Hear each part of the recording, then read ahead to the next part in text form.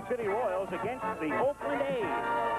Game 2 in Kansas City on Wednesday. Tony Armas with a fly ball to right. Misjudged by Clint Hurdle. Drops for a double. A's take a 1-0 lead.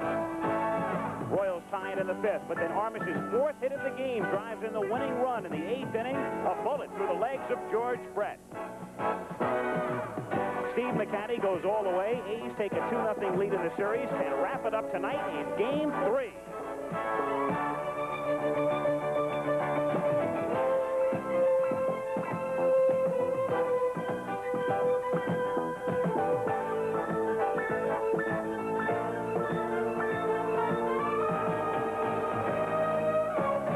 Alameda County Coliseum, a crowd of 35 to 40,000 expected here tonight for Game 3 of the American League Western Division Series. Ray Martin, manager of the Oakland A's. They look for a sweep. On the right, the starting pitcher Rick Langford for Oakland. Larry Gura for Kansas City. We'll be back in a minute. Kansas City batting order tonight, no changes. Wilson, White, and Brett. Akins, Otis, and McRae. Hurdle, Wathan, and Washington. Same lineup all 3 games for Dick Hauser's Kansas City Royals. Rick Langford has completed his warm-up pitches, and we're ready to get things underway at Oakland with Willie Wilson to lead things off. Wilson 2 for 9 in the 2 games. The switch hitter with a lot of speed. And here we go. Looks at a strike. 0-1 to count. In on the grass at third, natural surface here in Oakland as opposed to the artificial surface in Kansas City. Fouled away at the count 0-2. But of course we have to bring up at the outset, Jim, is that this game is being played in the twilight, of obvious benefit to the pitchers. Exactly, and Rick Langford's not overpowering, but he's a fine pitcher. 18 complete games this year, ERA just under 3, 2.99, and he's not overpowering at all. All he does is throw some sliders. He has a slow curveball. He turns his fastball over. You won't see him throw a fastball the same speed all afternoon or twilight or evening, at least early evening. Wilson taking inside and the count 2 balls and 2 strikes. Outfield bathed in sunlight. And talking about the outfield, the most difficult field will be right field. The sun's almost directly in Tony Armas' eyes out there. With a count 2 balls and 2 strikes.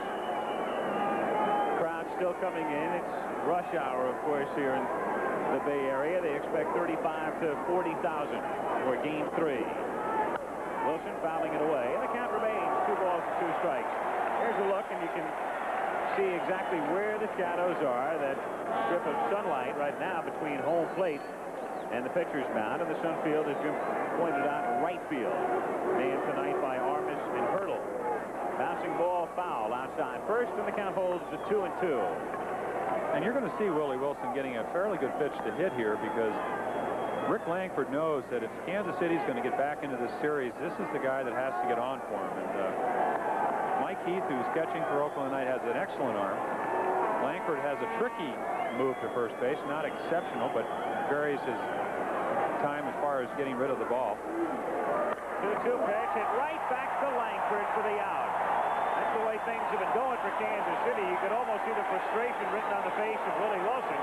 Hit it right on the money, but right into Langford's glove. Well, it's a high breaking ball, and Willie hits it hard, but Langford, I think, went 232 times without an error. He did make an error from April of 1977 till October of 1980. So, as any good pitcher, he feels his position well. The A's defensively, the infield of Moore, McKay, Stanley, and Klutz. The outfield intact, of course, Henderson, Murphy, and Armas. Heath doing the catching, and Langford on the mound as Frank White takes outside. Ball 1. 1-0.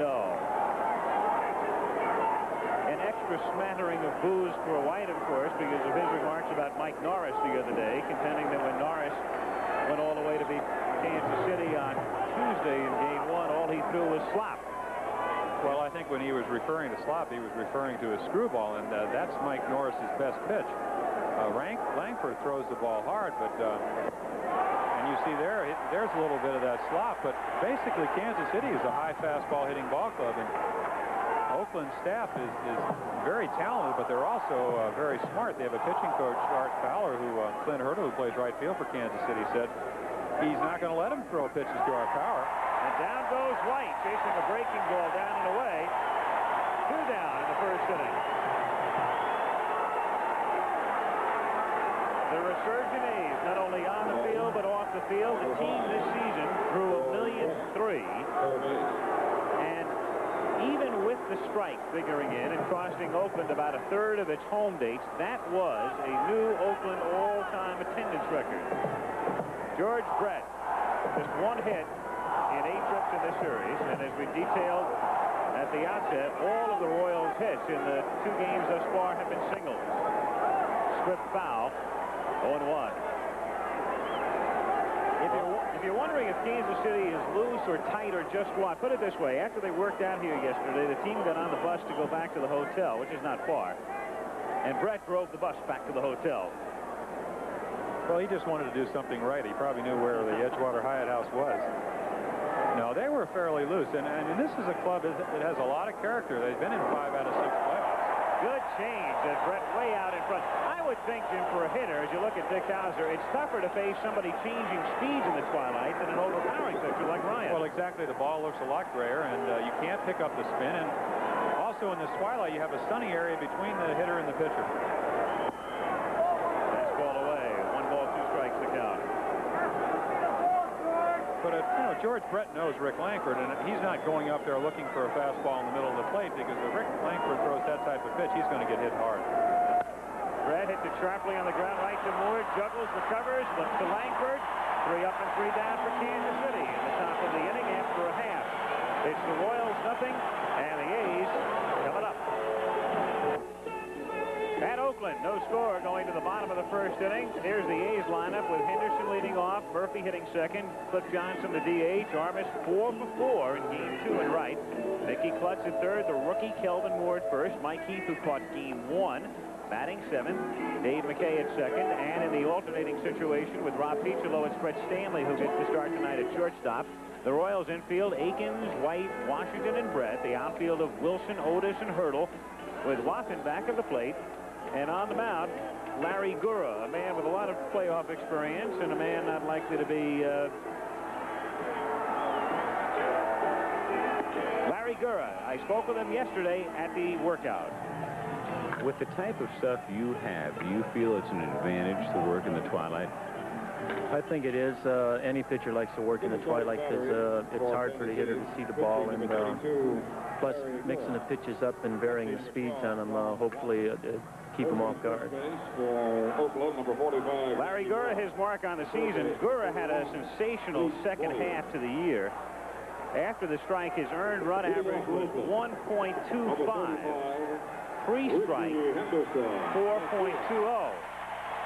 He must have worked hard during the strike. Excellent pitcher, and he does what all good pitchers do. He keeps the ball out of the center of the plate. He has a pretty good curveball, fastball. He'll move it away, move it in, and he has an excellent screwball, or what they call in baseball vernacular is a scroogey. And he'll throw that basically to the right-handed hitters. It'll drop away from him. Get a lot of ground balls from that type of pitch. Ricky Henderson to lead things off for Oakland. Henderson, Murphy, and Johnson at the bottom of the inning as Ricky takes high. Henderson has drawn a blank in this series. He is 0 for 9. And the Royals, figuring if Henderson went 0 for 9 in the first 2 games, they should be in pretty good shape. That's anything but the case right now. 1-1. They've done a good job keeping Ricky off the bases, but... Well, he's helped him, too. He normally makes you throw a lot of pitches. He wants you to get the count to 2-2, 3-2, and he's been swinging a lot of first balls. They've been making good pitches on him, and he hasn't hit the ball particularly hard in this series.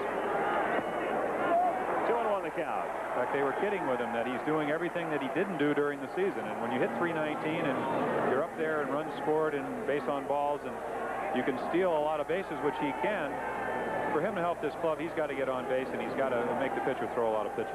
You saw Ricky Henderson's mom looking on as Henderson takes outside for ball 3. 3-1 the count. And behind the plate, we have an umpire, Steve Palermo, who both of these pitchers are control pitchers, will make you throw strikes. You don't get the ball off the corner. When he calls a strike, it's usually a good pitch. Henderson is aboard. So Ricky reaching for the first time in the series.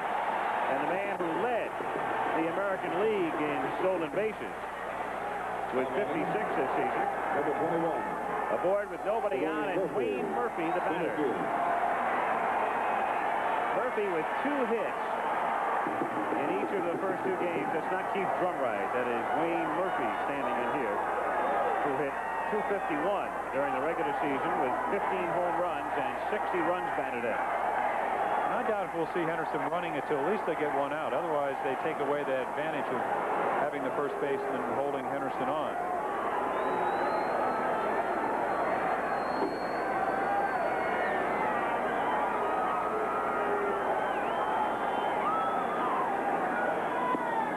In for a strike, and the count 0-1.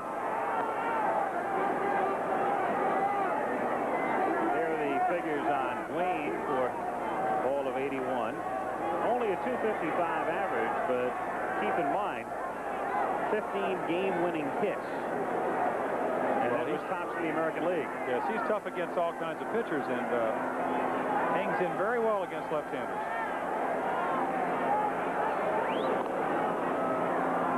There you see the move of to first base by Larry Gurr. Not an exceptional move. It's not tricky. He doesn't have what you call a balk move where you think he's going home and then he comes to first, but he'll keep you honest and gets rid of the ball fairly quick.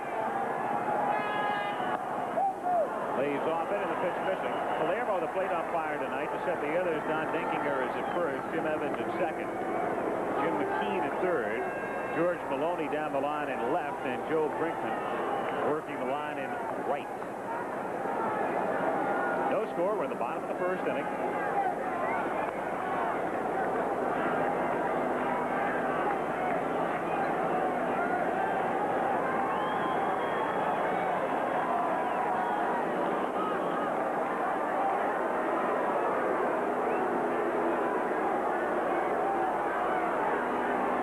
See from this picture that he'll be throwing right out of that sun, so it's got to be difficult to see. Henderson goes. Murphy lifts a fly ball to left field. Willie Wilson underneath it as Henderson gets back. 1 down. So Rickey still at first base, running on the pitch, and up comes Johnson, who left the DH. Played in Game 2. Keith Drumright was the designated hitter in Game 1. Johnson's marks on the season, second on the club in home runs to Armas.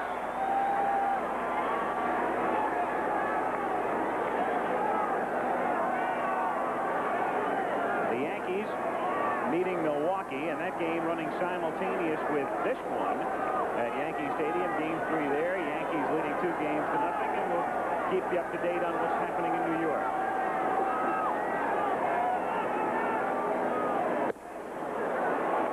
1-0 the count.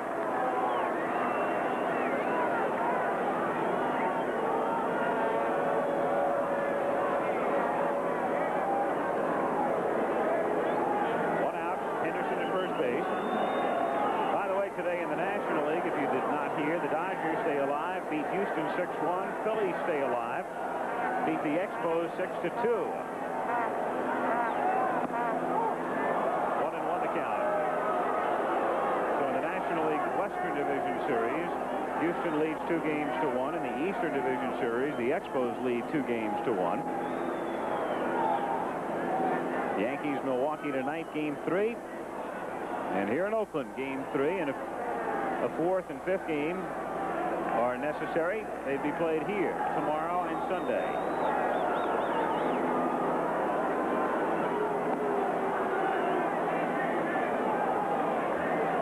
He's watching Larry Gurr to see if Rickey Henderson, being the base runner he is, he knows his idiosyncrasies out there, and this would be a good situation for him to try to run. He does it, and Johnson foul tips it into Watson's glove. 1-2. It's interesting that the A's, who run quite a bit, as far as their top base stealing threats are concerned, they do not have the green light from Billy Martin. They can only go on a sign. For the Royals, it's an entirely different story. Well, only since the second half. I think the first half under Jimmy Fry, the Royals just were basically just like the A's are now, where they had to get a sign to run. And Dick Hauser came over, and his idea was that they were so successful the last few years running on their own that he felt that they should be able to do that. And they play a lot better baseball the second half doing that type of thing. Henderson, of course, like any top base stealer, would love to have the green light. But Billy Martin wants full control of the game.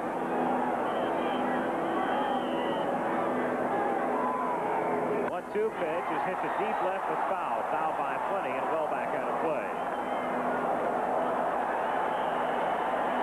Now holding a roar at Oakland, and it's been that way since the starting lineup was introduced about 10 minutes before we came on the air. There from our helicopter, the Coliseum in the round building in the background is the arena, which serves as the home of the Golden State Warriors of the National Basketball Association.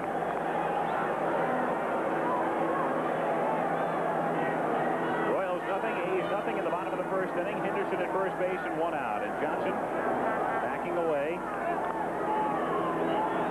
Now Cliff in again as Henderson moves off to his lead at first. 1-2 pitch. Ricky goes, gets a great jump, swung on and missed, and no throw necessary. Watson didn't have a prayer. Henderson was halfway to second by the time Gurr delivered. Well, a lot of times with 2 strikes, you concentrate on getting the hitter out, and here you'll see the jump that Henderson gets. He just goes on the leg kick, and with his speed, he can outrun the baseball. Watson just eating it back of the plate, so Henderson at second base. With 2 down, Tony Armas, the batter. Armas with 5 hits in the 2 games, 4 for 4 with 2 singles and 2 doubles in Kansas City on Wednesday. Came out of that game late because of a recurrence of a slight groin pull, but he's fine tonight.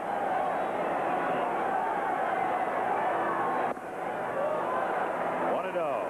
There you can see the high fastball of Tony Armas.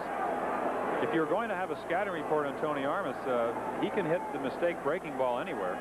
But if you're going to throw him fastballs, preferably up in the strike zone and on the inside part of the plate or just off the plate.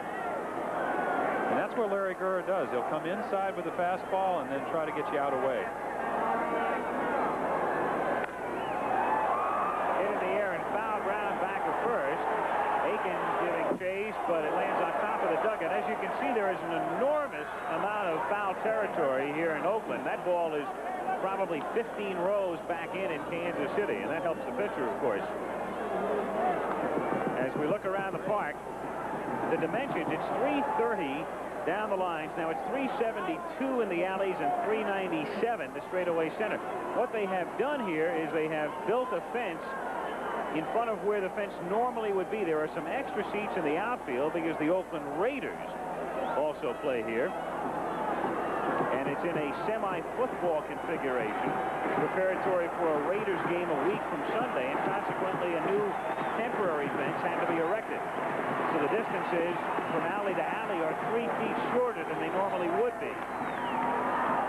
Armas fouls it away. And again, you can see the high target from John Wathan. Tony just likes the ball down in the strike zone. It doesn't mean he can't hit the high pitch if it's not thrown well.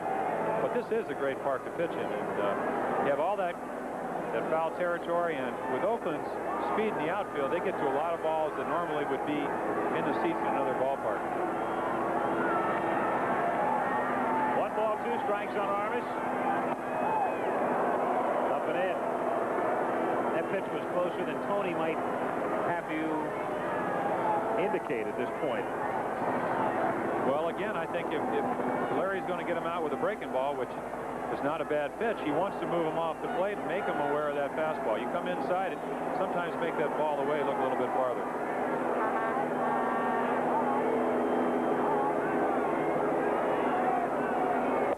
Up and away. Full count on Armas. Mickey Klutz on deck with Henderson in second. I think I'm sure Larry Gurr, like most good pitchers, is out there thinking, you know, if I don't get Armas out on my pitch, I'd rather get Mickey Klutz out. Because Tony Armas is the guy that can really hurt you with a long ball in this ball club. That was not what Mike Jones was thinking the other day, however, with first base open when Armas came up and drilled one through Brett's legs for the game-winning hit.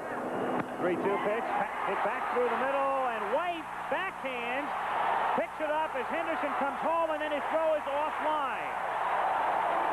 So So Oakland takes the lead when White was able to stop it from going through. As he recovers cleanly and makes a good throw home, he probably gets him.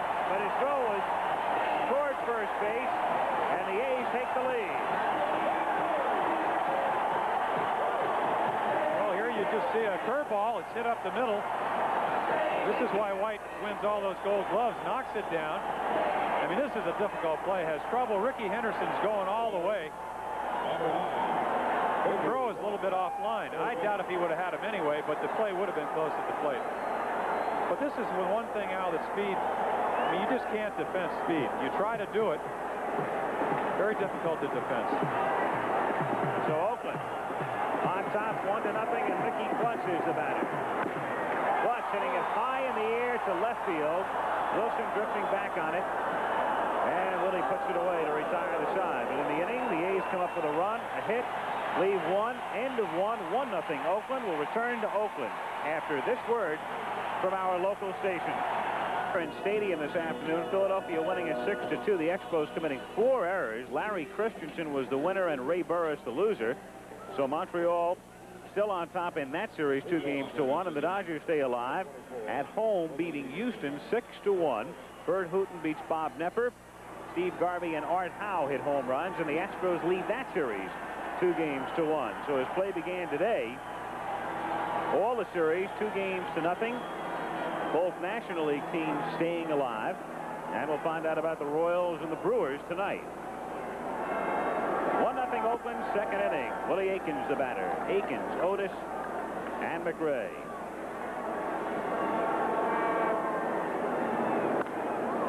Line to left field. Henderson moving back, engages it, and makes the catch. Rick Langford has retired the first 4 men he has faced.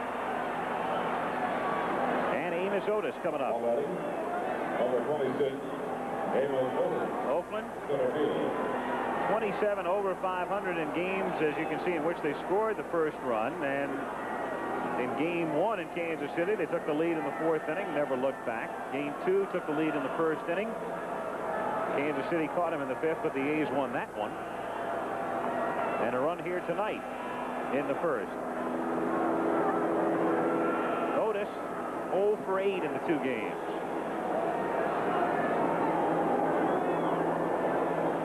And this is the kind of guy that's going to have to come through for you. He's going to have to get on base. Stole 16 bases, can get the base hit and steal a base for you, make something happen. 0-1. Langford looks none the worse for wear, Jim. He was running in the outfield Wednesday during batting practice and was hit by a drive off the bat of his roommate, Rob Piccolo. Some initial concerns. Said he felt fine yesterday and looks to be no problem tonight. No, he's going right after the hitters, and Aikens hit the ball hard, but that's what you have outfielders for, and he's going right after Amos Otis. And Amos is not swinging the bat well in this series. 0 for 8, as you said. The other day he had a pivotal bunt play that he couldn't execute, and turned out to be a big play for the Royals. 0-2 pitch, swung on and missed. 2 strikeouts for Langford. Perfect type of pitch with him to throw 0-2. Don't give him anything good and get him to chase it. Well, exactly. It was a little bit out of the strike zone, and I've seen Amos Otis for years, and you think that you can consistently get him out with 1 pitch, and then you make a pretty good pitch, and he can hit the ball hard.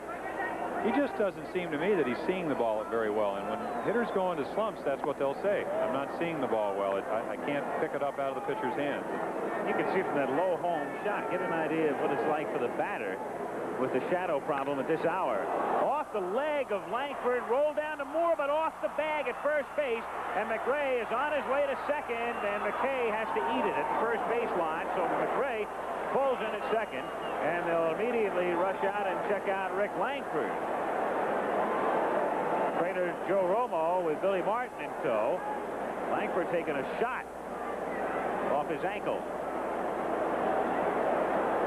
Well, Hal McRae hits the ball as well as anybody right back up the middle. That's why he hits for such a high average. Looks like a slider.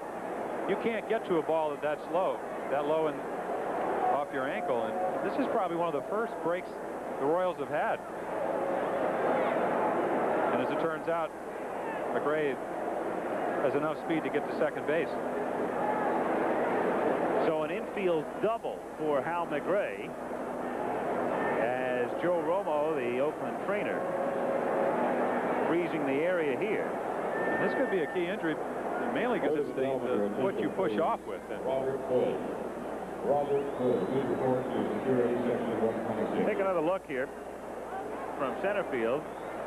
As McRae makes solid contact, whistles it back through the middle. And it's just a slider out over the plate. Hard to react on a ball. You really kind of want to get your foot out of the way, and it looks like Kelvin Moore is going to field the ball and just tag first base, hits the bag, and McRae's on second base. Langford will take some warm-up pitches. Even if a pitcher continues under such circumstances, Jim, what happens 2-3 innings down the line after a play like that? Well, I can go back to the 1970 playoffs. They had a left-handed hitting catcher for Minnesota named Paul Ratliff. He hit a ball off my ankle, almost went into their dugout for a ground rule double, and I ended up pitching 9 innings, having 12 strikeouts. But I think I was so pumped up, and it hit me in a similar place where Rick was hit, except it was on the left ankle, not the foot that I push off with it. Meanwhile, just in case, Tom Underwood going in the bullpen. So Langford ready to continue as Clint Hurdle stands in. McRae at second base, 2 down, second inning, 1-0 Oakland. A strike. Hurdle 2 for 7 in the 2 games.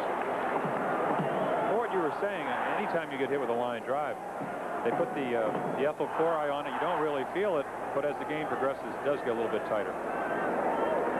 In the dirt, Heath keeps it out in front, prevents the advance, and takes it off his bare hand. McRae holding at second. So the A's taking one off the ankle. Langford, one off the bare hand. Heath here, both shaking it off. Meanwhile, Hurdle, sore right shin, wearing some protection across that area as he stands in at the plate.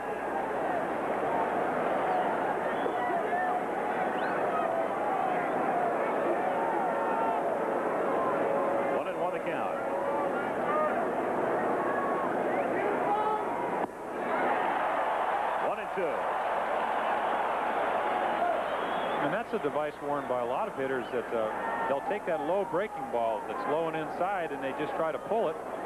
And sometimes they do right off their shin or their ankle. It doesn't help your speed very much. Clint Hurdle is not, as he said the other day after messing up that fly ball in right field, known for his speed. Got him looking. On the inside corner, down go the Royals. No runs, an infield double, leave 1. Middle of the second, 1-0 Oakland. In Oakland, Al Michaels with Jim Palmer. Bottom of the second inning coming up. 1-0 A's. Getting the run in the bottom of the first were late tuners in. Ricky Henderson with a walk. Stole second. Came in to score when Tony Armas bounced a single off the glove of Frank White. Was able to make it home safely. Moore driving on to center field. Amos Otis drifting back and has room to make the catch. So the rookie first baseman giving it a ride. And as we mentioned, that fence is 3 feet further in than it normally would be. Kelvin almost hitting it out. Well, Amos, ball doesn't usually carry very well here, but instead of getting back, just kind of lets the ball play him. But he is an excellent center fielder and makes the catch. That was a pitch right in Moore's power out over the plate, and he hit 31 home runs, so he has some power. 31 in the minors. Bouncing ball to third by Heath. Brett throws him out. So quickly, 2 down in the bottom of the second inning. And up comes Dave McKay. George Brett, remember that collision in Game 1 with Willie Wilson? Down the left field line in Kansas City, came out of that with a very sore hip. There was no question that he was still hurting in Game 2 on Wednesday, though they didn't make a big issue of it. And the off day, I think, helped him. But also playing on grass, I think, is easier for George because most of his errors are made by erratic throws. He doesn't play as deep here in Oakland as he would in Kansas City. On the turf, you maybe play 3 or 4 steps back. And the bad throw he made in the first game was on a throw that just was a little bit short. Has a strong arm, but just, like I said, sometimes a little bit erratic. 2 out, bases empty. Bottom of the second inning. A's looking for a sweep of the series on top 1-0. 1-0 on McKay, who has been Oakland's everyday second baseman for about 5 weeks now. And he homered off Larry Gurr on Sunday to win the ball game. Hit 4 during the regular season. Right. And on that particular pitch there, you saw a fastball just took a little bit off it, kind of the screwball type, turned it over, and it goes away from the right-hander. And Larry Gurr has excellent control. Averaged under 2 walks a game this year. Both he and Rick Langford are going to throw a lot of strikes tonight. 2-1 the count.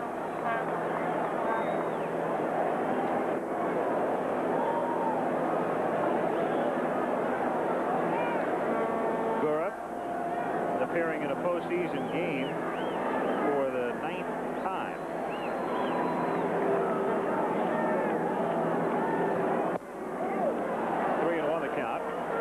There was a celebrated incident a few years ago when Gurr pitched for the Yankees and Billy Martin took over.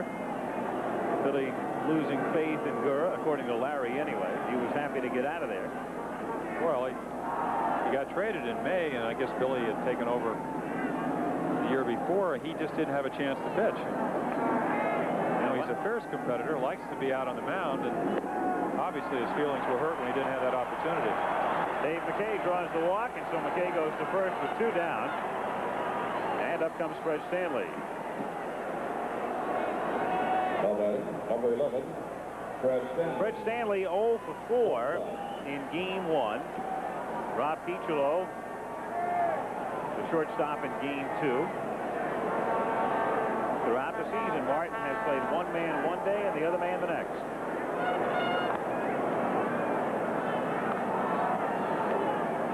When you hit off Gurr, I was talking to Fred earlier, he likes to hit off Gurr only because, I mean, he respects the fact that he's a good pitcher, but he says as long as he doesn't get the ball up in the strike zone, he can get on top of the ball.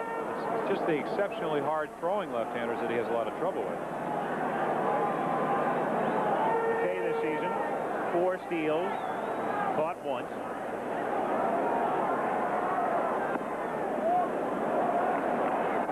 The count.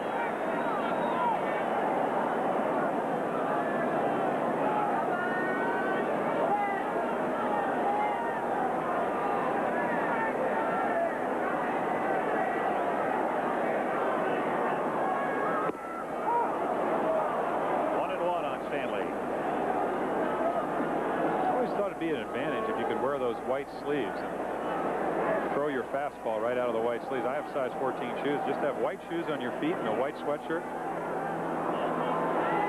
Can't help the hitter.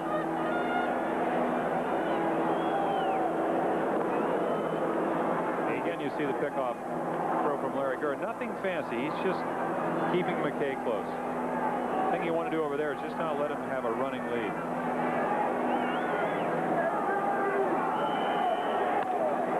Sharply toward the hole, backhanded by Washington to White. Nice play. UL taking a base hit away from Stanley and getting the force as the A's are done in the 2nd inning. So at the end of 2 at the Oakland Coliseum, still A's 1, Royals nothing. Another look now at the fine play by UL Washington to get the Royals out of the inning. Well, it's a fastball down the middle of the plate. This ball would be through in Kansas City on the turf. He goes to the right, which is the most difficult play a shortstop has to make. And the fact that Larry Gurr held the runner so close probably had a lot to do with UL Washington to be able to throw him out. Bang, bang play at second. And Jim Evans there to call it. So we go to the 3rd inning at Oakland, 1-0. A's on top. John Wathan, UL Washington, and Willie Wilson, 8, 9, and 1 hitters, facing Rick Langford. Wathan 2 for 5 in the 2 games.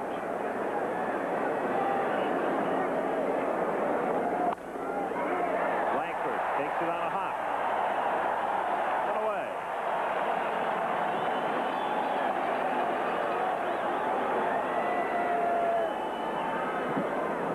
UL Washington coming up. The switch hitter who tailed off considerably offensively this season. Hit 225 during the regular season. Well, points this was below his what that first indicated. year where he really, or really his second year he ever played regularly. And, you know, he's a good athlete. But I think what happens is the pitchers around the league get to know him a little bit better. And it just makes it a little bit more difficult to have those back-to-back good years. He's enjoyed this part.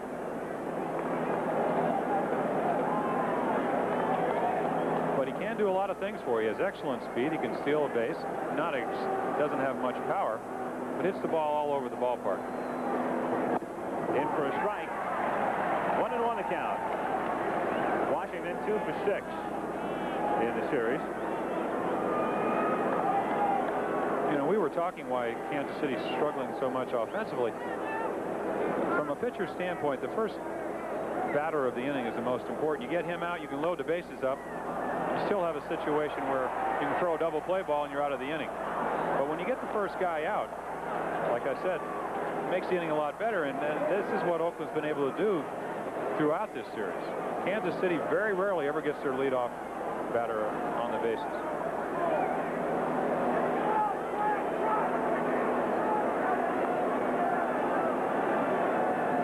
In the 18 innings thus far, or coming into today's game, the Royals had the leadoff man reach 7 times, and they have not done it tonight, so you can tack on 3 more innings to that total.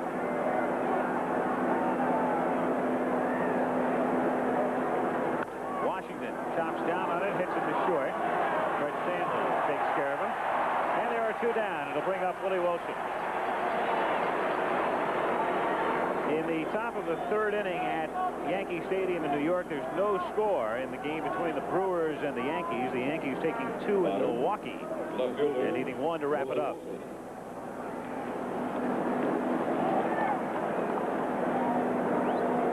Willie Wilson lined out to Langford in the 1st inning. 2 out, bases empty. Oakland leading 1-0 in the 3rd.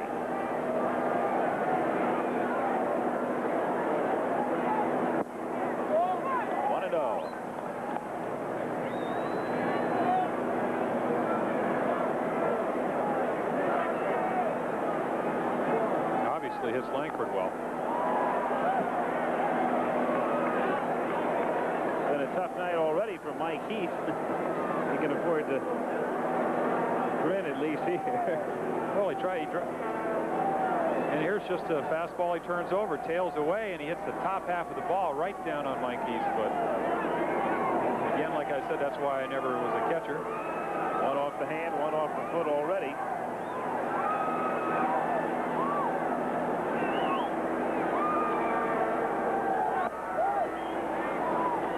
Two balls and 1 strike to count.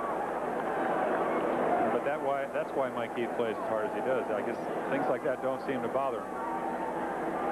Tough and very instrumental in this ball club's success this season. Wilson hitting it in the air to right field. Tony Armas is right there, and Rick Langford has started by retiring 9 of the first 10. Royals gone in order, middle of the 3rd, 1-0 Oakland. Ricky Henderson will lead off, sold 100 bases in 1980. An unusual philosophy. I talked with him earlier. On the Royal staff, who would have the best pickoff move?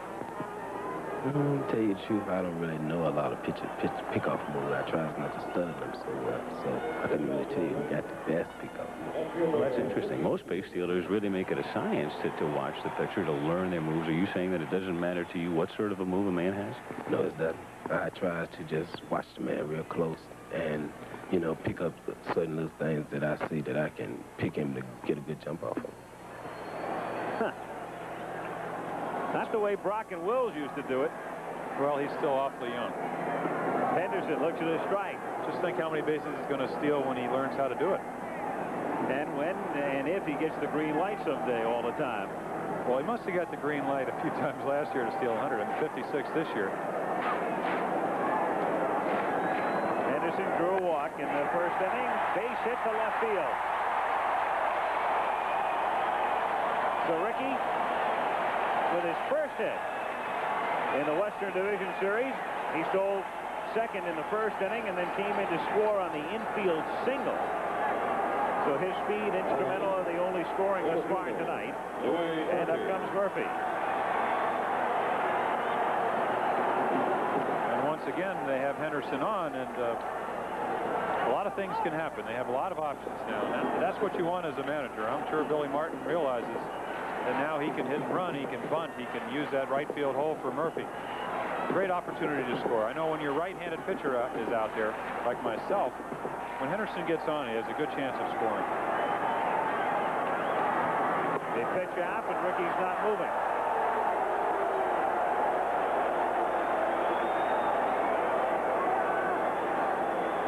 Another important thing is that Murphy is an excellent fastball hitter. You almost ensure that he's going to get a good fastball to hit somewhere in this count if he's patient enough.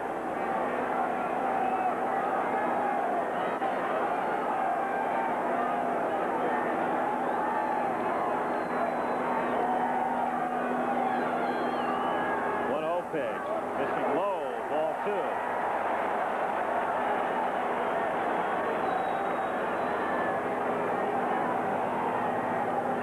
Just make believe that you're Larry Gurr now, Al. You got a guy on first base that stole 100 bases.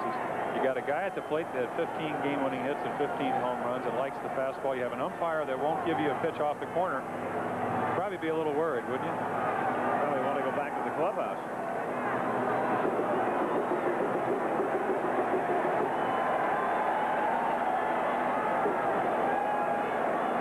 Count on Murphy.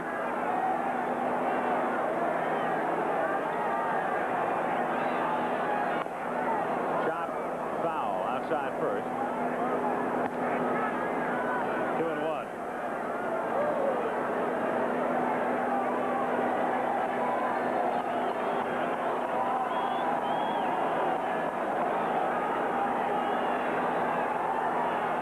Murphy checking with third base coach Clete Boyer.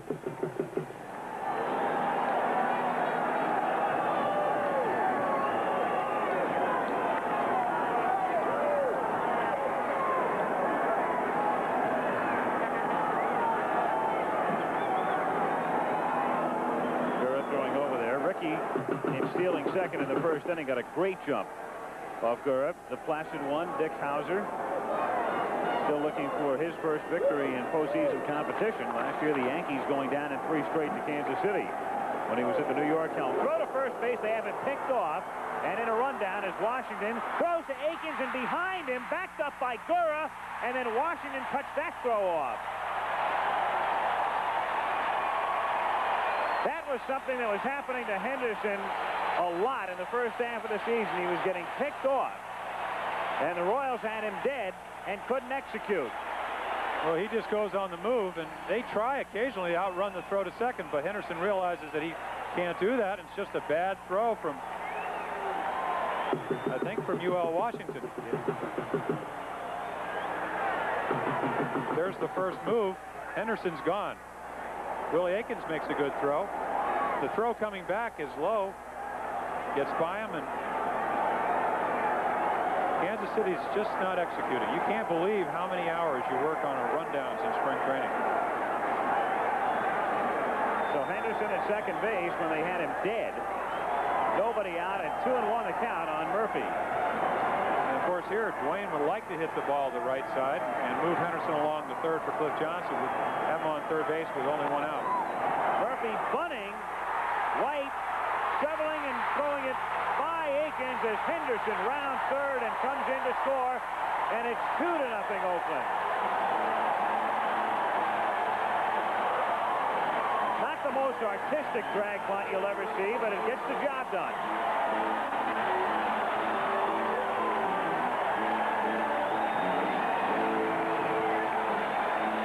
And the strains of celebration emanate from the public address system as Oakland takes a 2-0 lead in the bottom of the third. Well, here's Kiney pops it up, but he happens to get it right in between everybody. Frank White, who comes in as fast as he can, makes a bad throw. Again, speed making him hurry. Ricky Henderson didn't run all the way, but when he saw the ball go by first base, and here you see the bad throw, Henderson's just about at third base now and keeps going to score.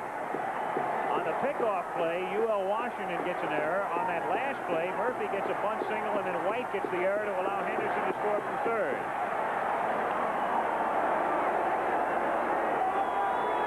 Murphy at first base with nobody out, and Cliff Johnson at the plate. Johnson struck out of the first. Pops it up. Wathan will have a play.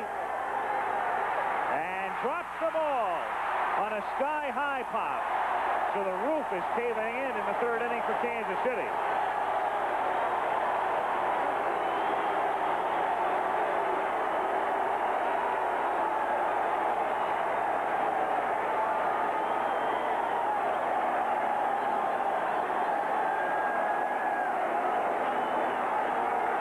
John Wathan unable to handle the sky-high pop off the bat of Johnson, so Cliff stays alive. With a count 0-1.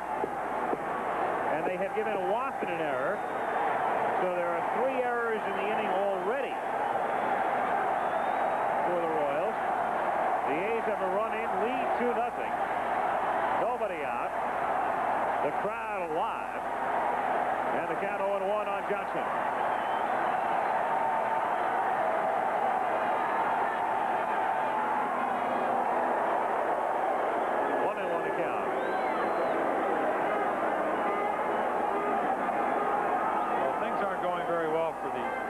Al, but with a guy like Gurr on the mound, he still realizes that one good pitch to Johnson can get a double play, and they can be out of the inning and trailing by 2 runs. And on Saturday, Langford beat the Royals, but he beat them 8-4. So I'm sure Gurr is worried that they can get some runs off Langford.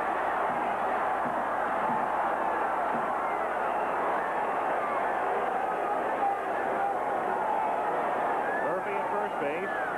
1 ball, 1 strike on Johnson.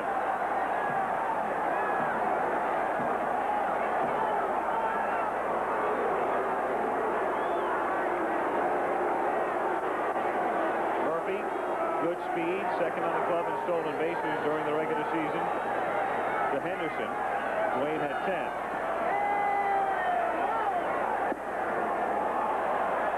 And there you see that little screwball.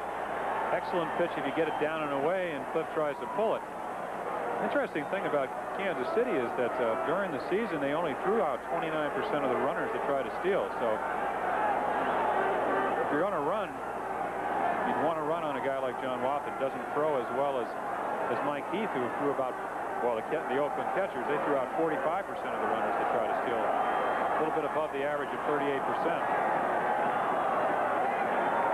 2-1 pitch. Up and in, 3-1 with Tony Armas on deck. In the series thus far, the Royals have committed 7 errors. 3 of them coming here in the 3rd inning.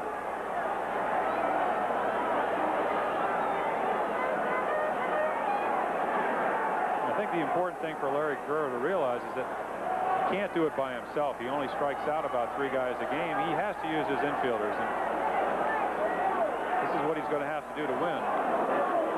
A lot of times when you're out there and have a couple errors behind you, you try to make the perfect pitch, and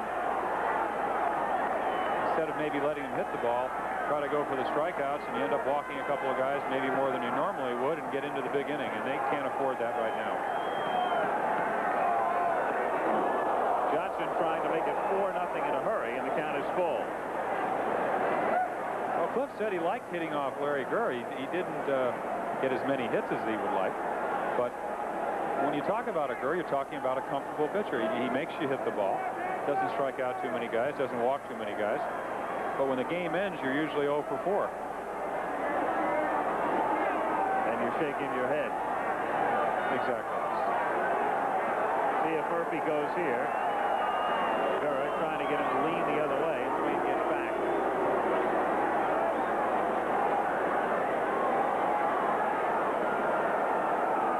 3-2 on Johnson, nobody out. 2 runs here, Al. I would think that the only reason he'd be running is that they don't respect Wathan's arm, because you have Tony Armas, your best RBI man, coming up, and you'd hate to have Cliff strike out here and have Murphy thrown out to kind of take you out of the inning. But then again, Billy might figure that if Cliff hits a ground ball, if he starts the runner, you can stay out of the double play. Gurr trying to cut down the size of Murphy's lead.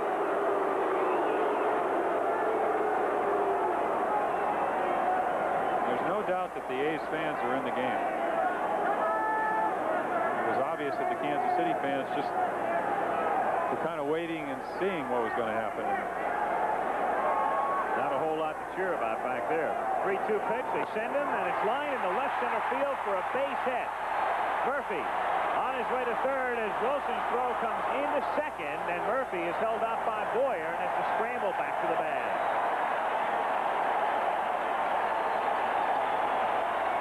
So the A's trying to break it open in the third inning, lead 2-0.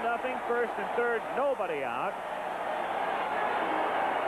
And Tony Armas coming up. And here's a ball just out over the plate where Cliff likes it. I really believe Murphy could have scored, but with nobody out, they're not going to take any chances. Wilson makes a nice play to hold Johnson for a single. Murphy coming round third, and then seeing Clete Boyer holding the hands up, and Boyer A little help with a gentle assist. I don't know if he made contact or not, but he came awful close. Gets back to the bag in time as the throw comes into second base. Meanwhile, Billy Connors, the Kansas City pitching coach, goes to the mound, and in the Kansas City bullpen. Activity as Rennie Martin is throwing here in the third. If this series were to go to a fourth game tomorrow, Kansas City would come back with Dennis Leonard. If the fifth game is needed on Sunday, they go back to the rookie Mike Jones. When you're down 2 games to nothing, though, it's Gura and Staff tonight. exactly. And Larry seems to be struggling. He hasn't got any defensive help. And this is what Oakland baseball is all about. You can call it Billy ball because they've used speed this inning. And here's the guy that maybe is a contradiction to that because hit 22 home runs this year, 35 last year, and make a mistake to him and the ball leaves the park in a hurry. Infield double play depth. The pitch up high. Ball 1. 1-0 the count. Murphy at third. Cliff Johnson, the runner at first, with nobody out. And quite a dilemma for Gurr. You'd like to strike out Armas, but you'd also like to get out of the inning. And unless you get ahead in the count, tough to do. He's behind now, 2-0. Armas, who hit 13 of his 22 homers in this ballpark. Checking with Boyer at third, and Tony's wife and son looking on amongst the crowd of, I would estimate, between 35 and 40,000 with a count 2 balls and no strikes. Now 3-0. Nicky Klutz on deck.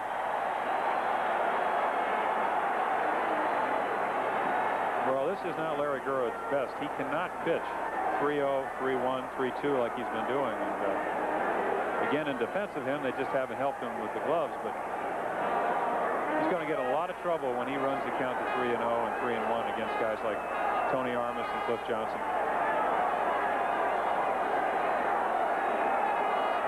Armas looking at a strike in the count 3-1. Because when you get behind good hitters, they can go up there with a very positive attitude. They can look for a pitch that they want. When you're getting your breaking ball over and they don't know whether you're going to throw them a fastball or curveball, and you can change speeds, basically what Langford has been doing tonight, makes it very difficult to hit. Just don't know what's coming. Armas hitting it deep to left field, but hooking and going foul. So Tony got a good pitch to hit 3-1, but drives it foul well back into the seats, and the count now full.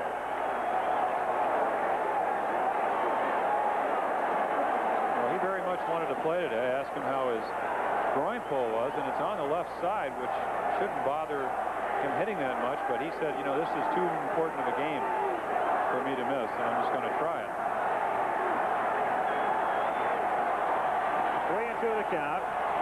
A throw to first base to drive Johnson back. Again, the Royals infield back. They'll go for 2 and give up the run on a ground ball to the middle. Well, they'd just like to get out of this infield. Excuse me, this inning. And the way to do that, of course, is to get a double play right here.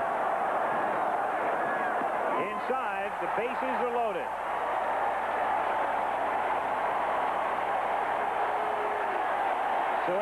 a single by Henderson, and they had him picked off. But the low throw by UL Washington enabled Rickey to get to second. Murphy bunting for a base hit, and White shoveling it past Akins to allow Henderson to score. Remember, Johnson was given new life when Watson couldn't handle the foul pop, and then he singled. Now the walk to Armas, and the batter is Mickey Klutz. Infield is up at first and third, and back at short and second.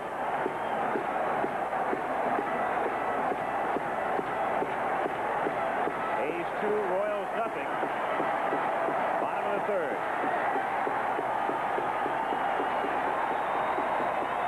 A strike to Klutz. Bases loaded with Murphy at third. Johnson at second. Armas at first. And at the plate, a man who came up only 48 times this season because he spent much of it on the disabled list and yet stroked 5 home runs. Well, Gurr would like to pop him up here or strike him out, and I would say a pop-up's more of a likelihood.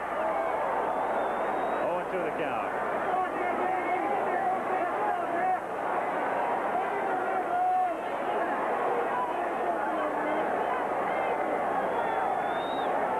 Count, instead of being 3-0, is 0-2, and Klutz doesn't know what's coming, and Gurr has many options.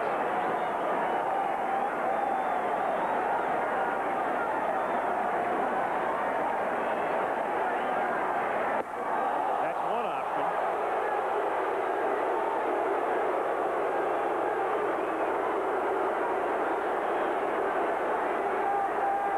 Brooks Robinson always said the most difficult pitch to hit was the one up and in with 2 strikes, and the ball is really not that close. Just kind of slides in, and of course this is a tough situation for Larry Gurr, and Mickey Klutz, of course, is kind of diving into the plate. You saw Mickey's wife. The 1-2 pitch to Klutz is swung on and missed, and a big strikeout for Gurr. One down with the bases loaded. And now he can get out of the inning on a ground ball as Kelvin Moore comes up.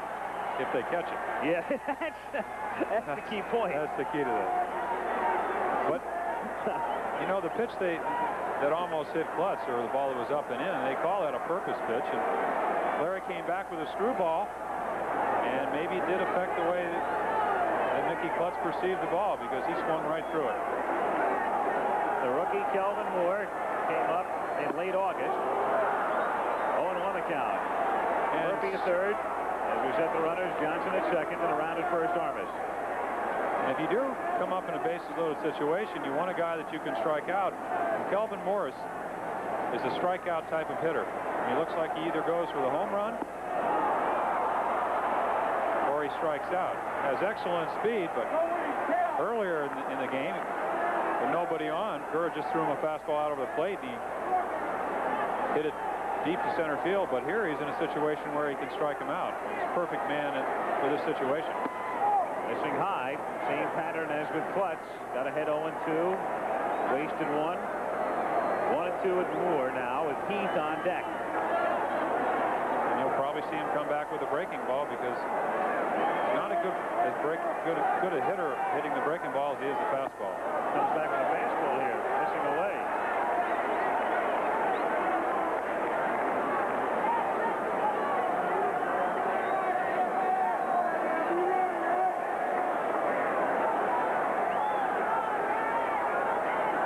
Pitch. Struck him out, turned it over. 2 big strikeouts for Gurr. Well, excellent changeup low and away. And that's the way anybody that throws a lot of fastballs wants to have an off-speed pitch, and threw him the fastball away and for a ball, and came back with a pitch that looks similar, except it goes down and away.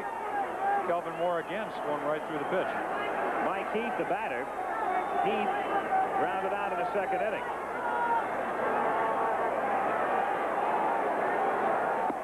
Missing away. Gurr, in essence, Jim, in my estimation right now, just single-handedly trying to keep Kansas City in the playoffs, because a big inning for Oakland. And well, he gambled. He gambled. After Johnson got the single, he pitched around Armas, hoping he could get the next 2 hitters out, and he did it. But this, of course, is a key batter, because for them to win, he has to get Mike Heath out. Bouncing ball foul outside third. If you can go back to to your own dugout knowing you've given up 3 singles, a walk, and made 3 errors in an inning, and the other team only scored once. You have to be pretty pleased. You have to be thrilled. Keep the game close. Well, you not only physically keep it close, only 2 runs back, but psychologically. Yep. What a lift it gives your ball club. And, of course, Rick Langford's probably sitting on the bench saying, boy, if we only get 2 runs, I better go out and get these guys out. Steal at home being attempted here, and the call, he's out at home. Dwayne Murphy trying to steal home, and he's caught. So in the inning, as we look at it again, the A's settle for just the 1 run. And he goes. It's something they try quite frequently, haven't been that successful in 1981. He's trying to beat the pitch to the plate. And he's out. What have you heard these totals? 1 run, 3 hits, 3 errors, and 3 men left on in the inning. Again, breaking on the pitch. Wathan makes an excellent tag, gets the glove right in front of the plate. Looks like 4th inning, and the Kansas City Royals are still alive. And as much as Larry Gurra was able to work his way out of some trouble, striking out a couple with the bases loaded and nobody out, and then Dwayne Murphy cut down at the plate trying to steal home. It's 2-0 Oakland as we go to the 4th. And we have the 2nd, 3rd, 4th hitters up. If Kansas City's going to get something going, here's a guy that's been there since 1973. He's been in all their playoff championships. White looking at a strike. 0-1. 1 hit thus far for the Royals. That's a line drive by McRae back off Langford's ankle. Loop into left center field, and White is aboard with a base hit. I think that's an essential point that you made, Jim, in the bottom of the 3rd inning in regard to the fact that if they could get out of that last inning, just giving up the 1 run, it gives you a lift. It has to, even though you're still in the game. It certainly does. And as I said, I know as a pitcher, when your club, the other club does something like that, you want to come out and get the first hitter out. And, you know, White didn't hit the ball very well, but this is one of the few situations where they've had Brett up, a man on. You have the runner being held at first base. You have the hole for George. You have the meat of your lineup coming up. And also you have the 2nd time around, and the 2nd time around for a pitcher sometimes can be very difficult. The first time up, they don't know what you're throwing. They don't know how well you're throwing. They don't know what, they know what he throws, but they don't know if he has a good curveball. You can see the middle of the Kansas City order and the frustration they've gone through thus far. And Langford in arrears now, 2-0 to Brett.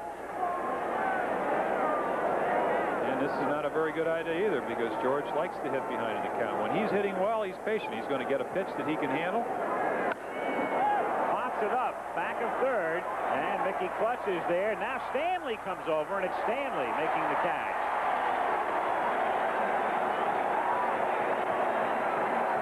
Mickey nervously getting under it, and Fred with a better angle on it, calling him off the play and making the catch.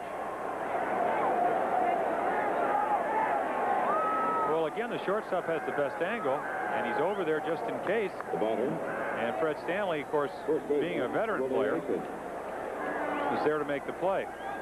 And Langford made a good pitch. You have to maybe question the fact that in that situation, it's a kind of a cat and mouse game. You want to throw that hitter a pitch away. He'll maybe try to pull it, hit a double play. George did not get a pitch that he could hit to the right side and take advantage of that hole.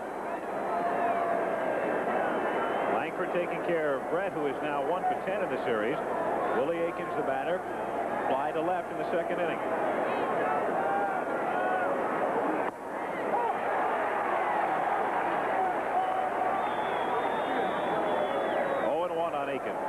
Well, they've basically pitched around Willie this whole series. And they've had the opportunity. They probably have to pitch to him here. Hit the ball hard the first time out to left field, and can hit home runs that way. He crushed the ball way up in the seats over the exits in batting practice. Low and inside on the count, 1-1. They've been pitching around Aikens, and they've been handling the man who follows Willie. Amos Otis is on deck, and Otis has drawn a blank in 9 trips in the 3 games thus far.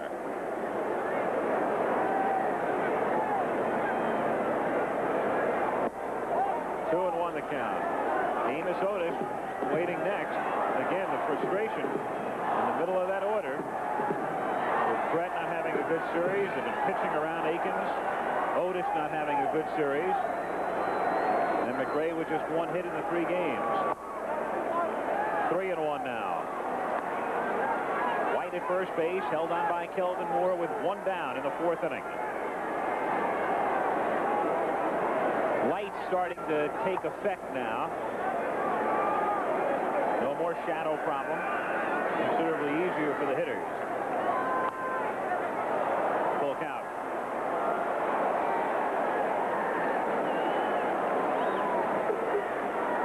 Rick Langford, a man you can normally count on to go 9 innings. Langford led the American League in complete games this season with 18. Last year, he went all the way 28 times in his 33 starts. That's why he looks a little bit tired out there. Now, he has such an easy windup and so relaxed that he makes pitching look easy, but a master of changing speeds. We'll see if White goes here.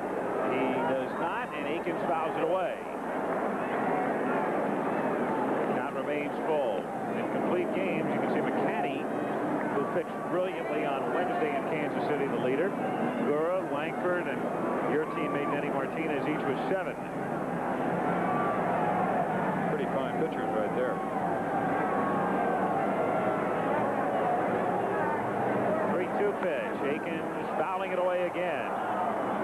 Over the years, you know, the Royals, the type of team, they're not going to hit a lot of home runs, but you're going to see a lot of doubles and triples. In the 3 games thus far, just 1 extra base hit, and that was the odd one, the bizarre double by McRae off the ankle of Langford and then off first base down the line. Well, they're a much more aggressive ball club on AstroTurf, and when they come out of the batter's box in Kansas City, they're thinking double. But against the A's outfield, you can't do that. The best outfield in the American League for sure. Can't really make an honest assessment of the National League. 3-2 to Akins is lined into right field for a base hit. White round second, takes a glance back at Armas, who has a great arm. The throw is there, but too late. Willie Akins, after fouling off a couple, 3-2, drilling one to right field, and the Royals with runners at first and third, and Otis coming up. It's just a 3-2 curveball. Willie hits it hard. White is running on the play, and here you see Armas's arm. Didn't exactly hit the cutoff man, but Willie Akins is not much of a threat to take the extra base. And here's Frank White, excellent speed, going all the way, and Armas makes it relatively close. So the Royals runners at first and third with 1 down, and Amos Otis, 0 for 9 in the 3 games, struck out in the 2nd inning.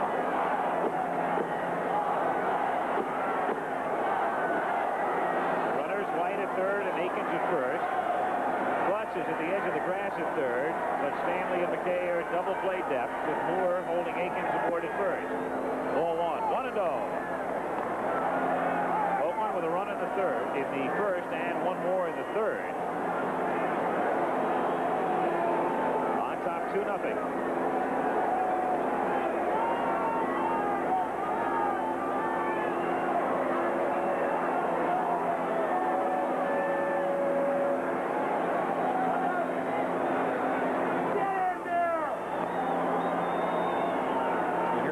Who runs exceptionally well. He's going to have to hit the ball hard for the A's to turn 2.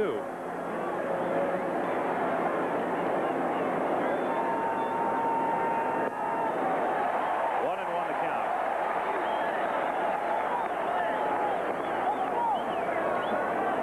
Excellent slider by Langford.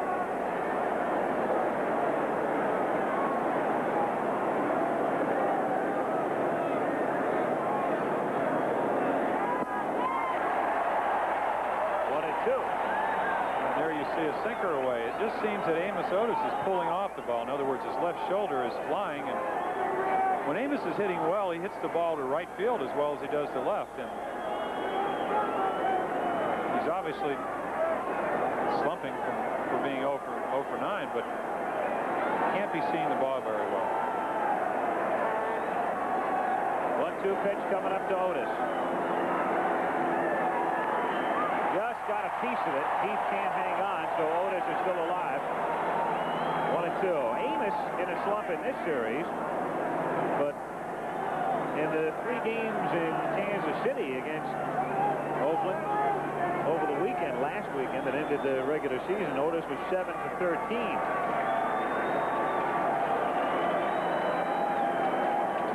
So the A's couldn't get him out Friday, Saturday, and Sunday, but they've taken care of him Tuesday, Wednesday, and tonight.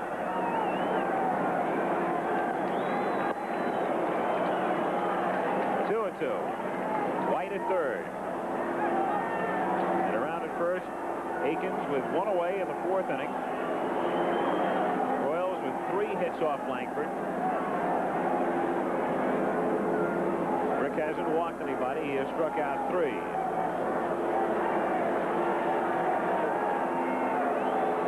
2-2 pitch. Reaches out, hits it down to Stanley, shovels to McKay for 1, back to first, not in time, and the Royals get a run.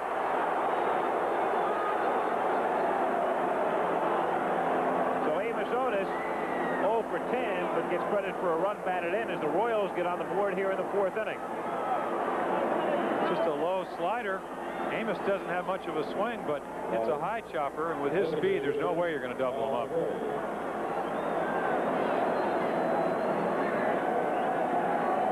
Just a routine, really, force. McKay takes a shot. Fairly close. 2 down, Otis now at first base. A's ahead 2-1. Al McRae, the batter. McRae lining it off at Langford's ankle in the 2nd inning. Then the ball hitting first base, rolling down the line. Wound up with a double. High for a ball. 1-0 the count.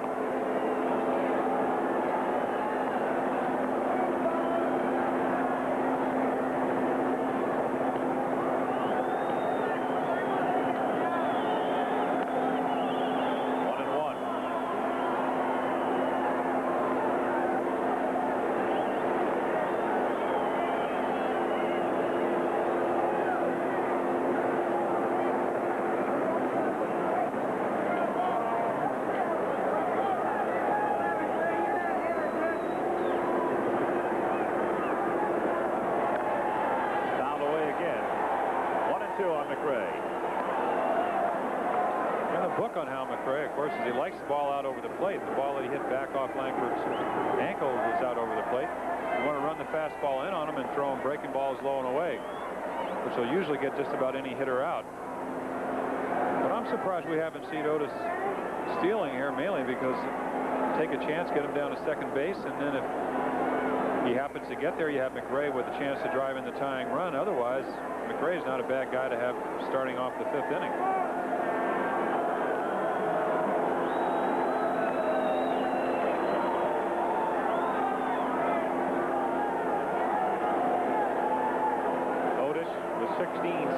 During the regular season. Bluffs going. And the pitch up high. 2-2.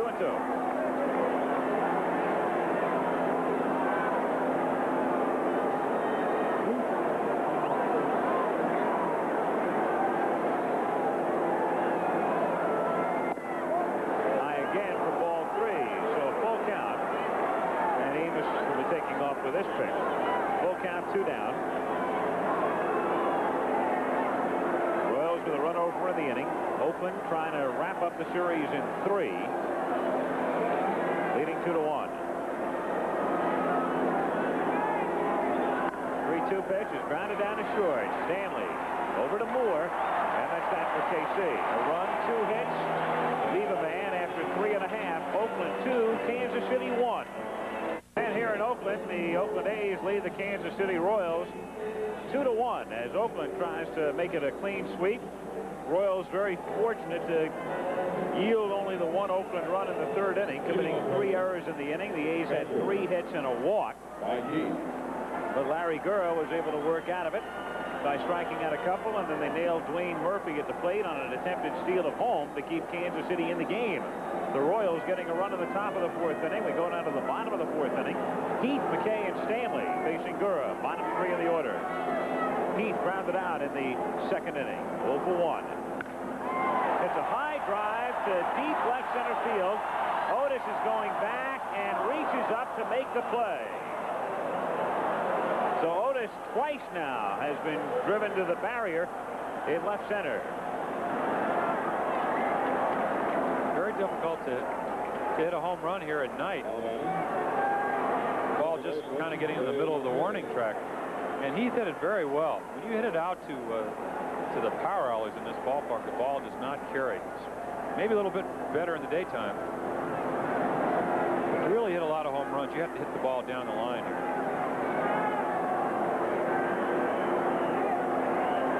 Dave McKay, the batter, walked in the second inning. 1-0 the count. I wouldn't be surprised to see Larry Gura settle down now or start pitching the way he can, which is to move the ball and get the ball down in the strike zone. A lot of his pitches have been up so far. 2-0 the count. McKay 2 for 8 in the series.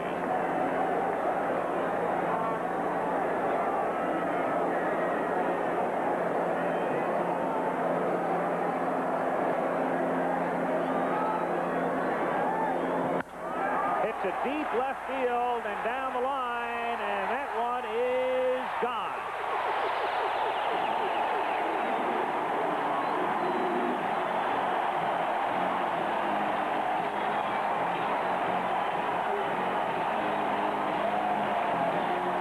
The Coliseum rocking in Oakland. Again, the strains of celebration. They've been playing that a lot this year here. 3-1 A's.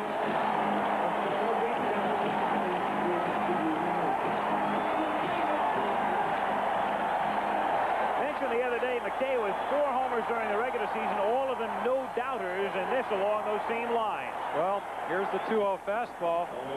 Larry Gura doesn't throw well enough to get behind batters 2-0 and throw it down the middle, and he hit that ball awfully well. 3-1 Oakland. Fred Stanley, the batter. Stanley hits it softly but foul. Now the lineman left, and the count is 0-1. And again, Al, you'll see another pitch up in the strike zone. Larry Gura just can't do that. Oh, he can do it, but he's not going to be successful. He's driving Otis to the wall. McKay taking him out when he got it up. 0-1 the count on Stanley. Hit foul off to the right, and the count is 0-2. And there you saw him throw a fastball down and away, which is how he has to pitch. The ball that Heath hit well to center field was down in the strike zone. You can pitch down and away. You can be successful almost anywhere.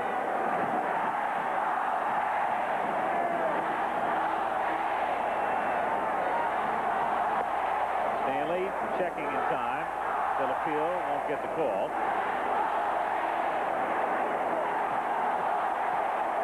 1 ball, 2 strikes to count. Chant of "Let's go A's," provoked by Crazy George, the unofficial team cheerleader.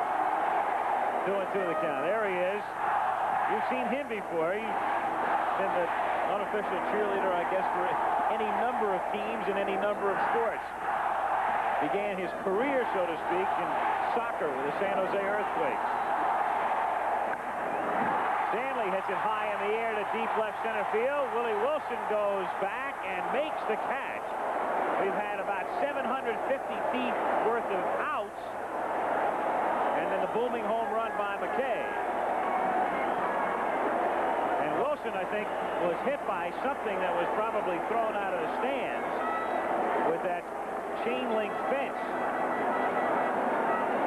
George is temporary measure. George is asking Larry if he knows how to throw a sinker. Again, that was another high fastball, and of course Fred Stanley is not a home run hitter. So 2 down. You can see Wilson in left field. Willie just now moving back to his position in left. Obviously something came either over the top or through the chain link fence at him as he made the play. Ricky Henderson, the batter, has walked and singled. Foul away.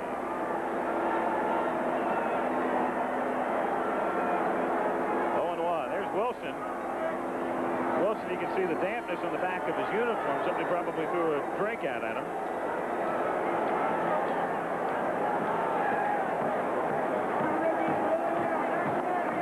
Fans are not going to obviously give you any help when you go back in a blue uniform to try to make a catch against the barrier.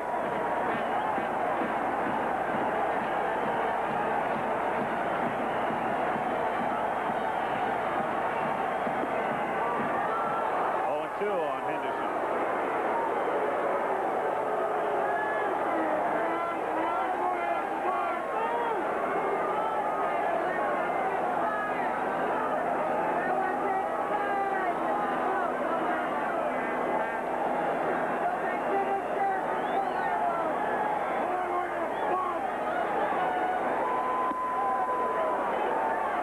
One and two on Ricky. Does a new dance step.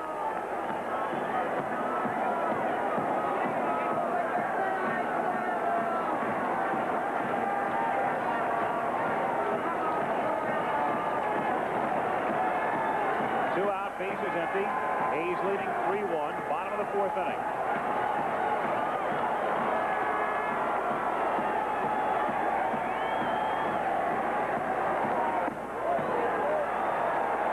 Two and two.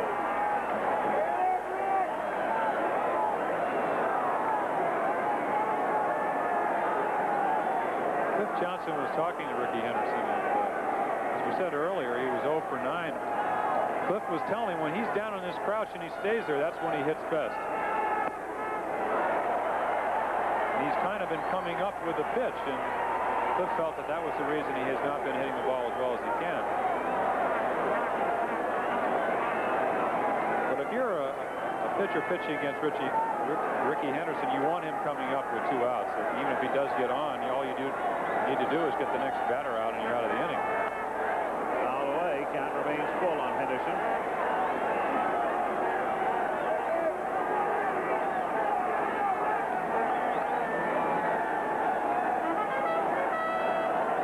Henderson with a base hit in the third. His first hit in this playoff series.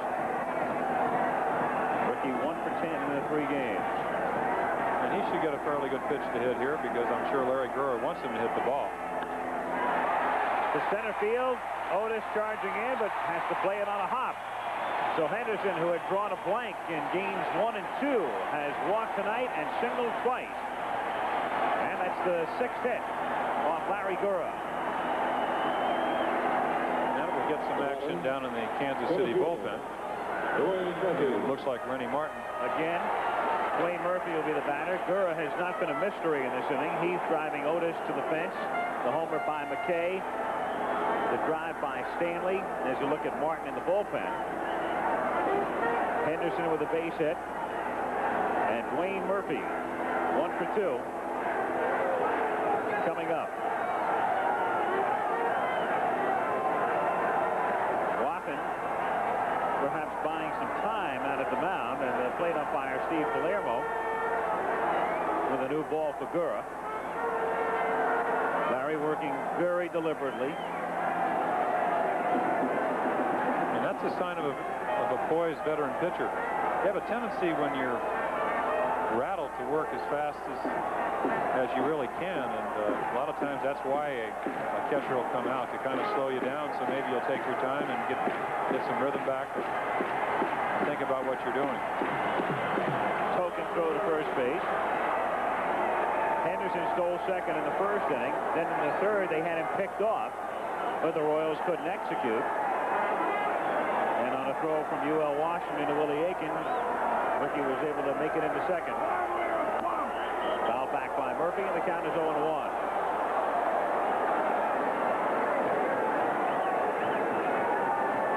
And he stole 56 bases during the regular season.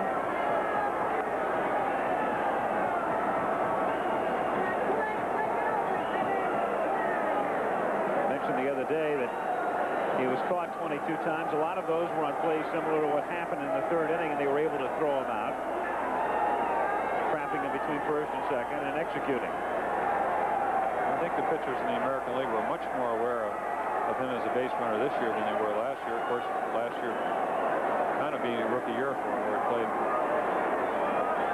regularly. Ricky coming out of nowhere to set the American League record. 0-1 on Murphy. Drilled into right field, base hit. Henderson can fly, and the ball goes all the way to the wall. So Ricky being waved in round third. Here comes the relay from White. It's cut up by Aikens. Murphy beats the throw from Willie to third. It's 4-1.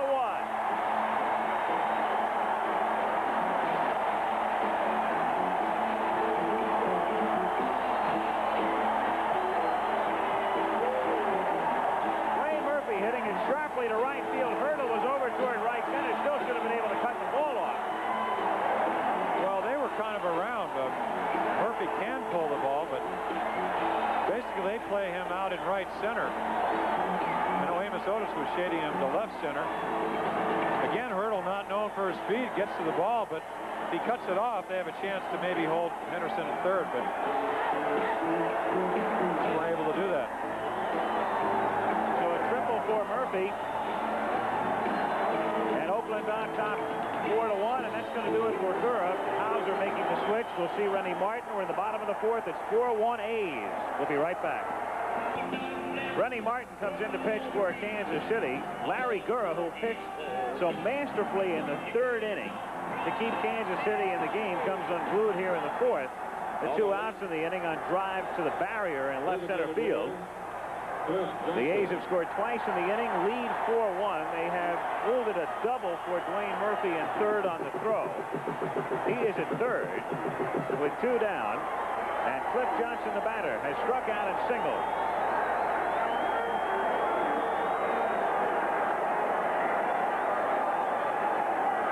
Four runs, 7 hits for the A's, a run, 3 hits, and 3 errors for the Royals.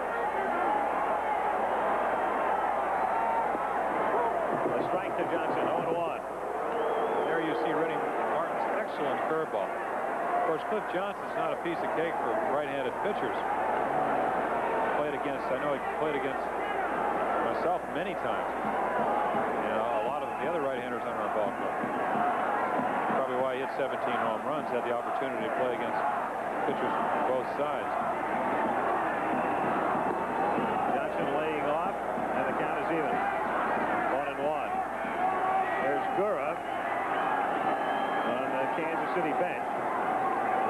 Larry giving up a run in the first, 1 in the third, and driven out here in the fourth inning.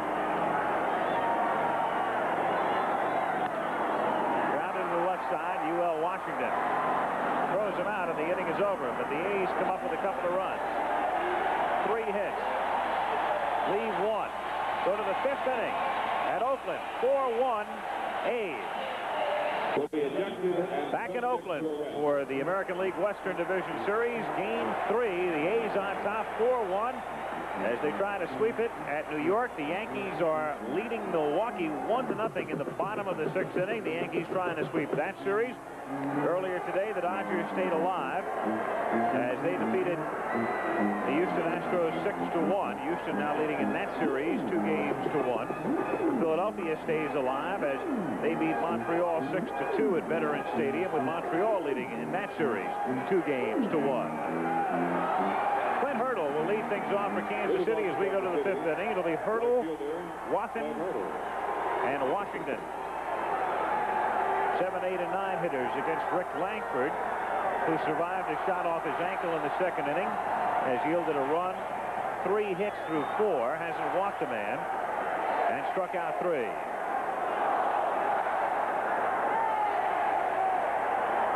Hurdle struck out in the 2nd inning. Blew it by him, 0-1.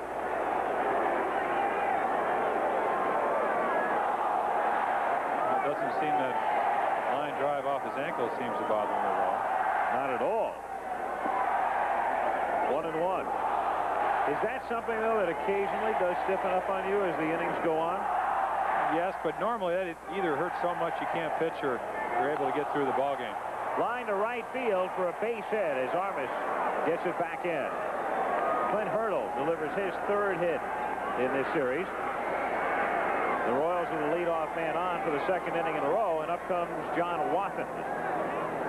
And again, Al, they did score 4 runs off Langford on Saturday night, so they're not out of this ball game. They get some good pitching from Martin or whoever comes in here. They're capable of putting some runs on the board.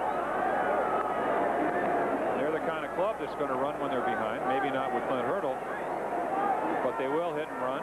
John Wathan's the type of guy that'll do that.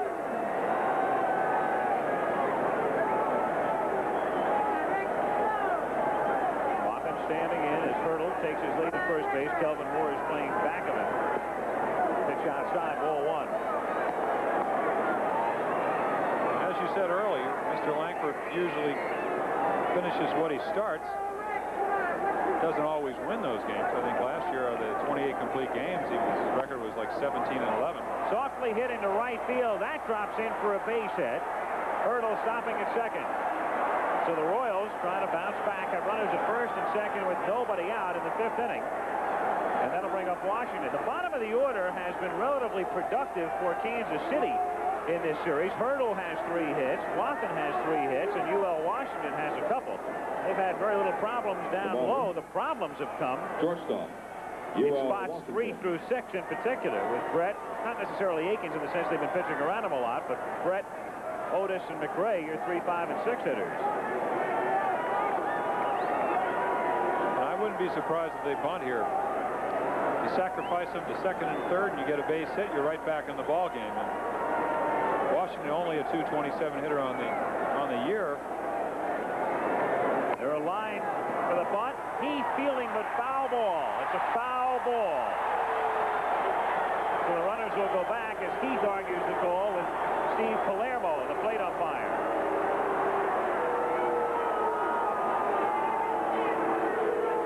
Mild protest. Runners return.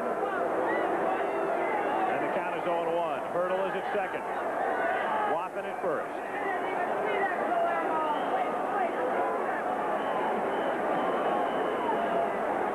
A's bullpen getting busy for the first time tonight.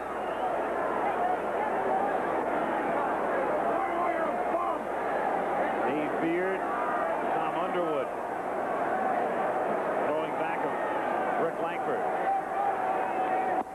UL squares. He throws down a second. They nail him.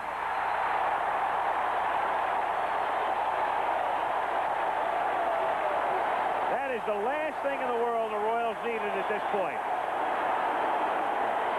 Well, there you saw Mike Heath's strong throwing arm. Perfect throw. Probably one of the toughest plays for a base runner. He didn't really bunt through the ball, but you're trying to get to 3rd, get a good jump, and perfect throw.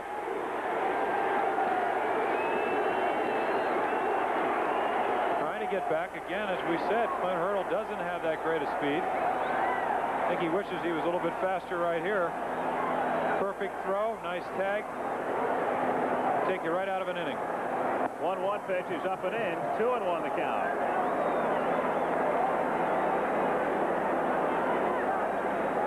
And again, throughout this series, Kansas City has just not been able to execute. They've been making mistakes that have allowed Oakland to either offensively prosper or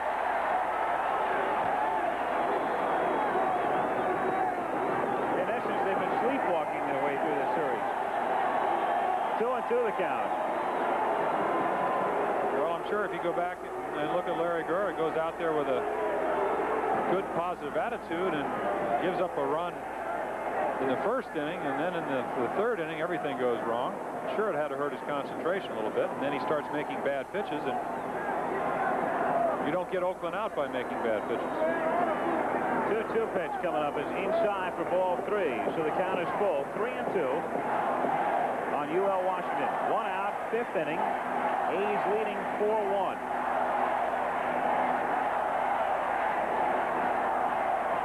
And again, he's going to get a a good pitch to hit here, because the last thing Rick Langford wants to do is walk you out Washington. Reaches out, hits a soft liner to short. Watson returns to first, 2 down.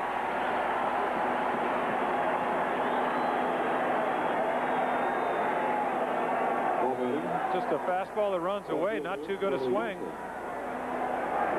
Hit right off the end of the bat. Right to Fred Stanley. 2 down, and Willie Wilson coming up has lined out, flied out. 2 for 11 in the series. Somebody blowing taps. Maybe a little early for that.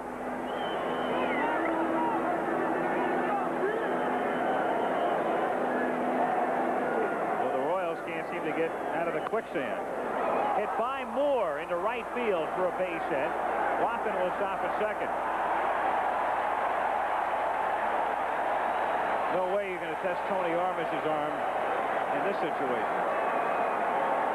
Exactly. And again, the game is a lot of times a case of big ifs, but if they do sacrifice them over, there's 2 runs, and it's 4-3 with Willie Wilson on first base in a steal situation, except now, of course, we have 2 outs, runners in first and second.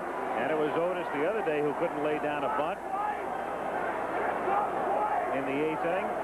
Game 2. A's holding on to win that one 2-1. 2 out, 2 on. Frank White, 0-1 the count.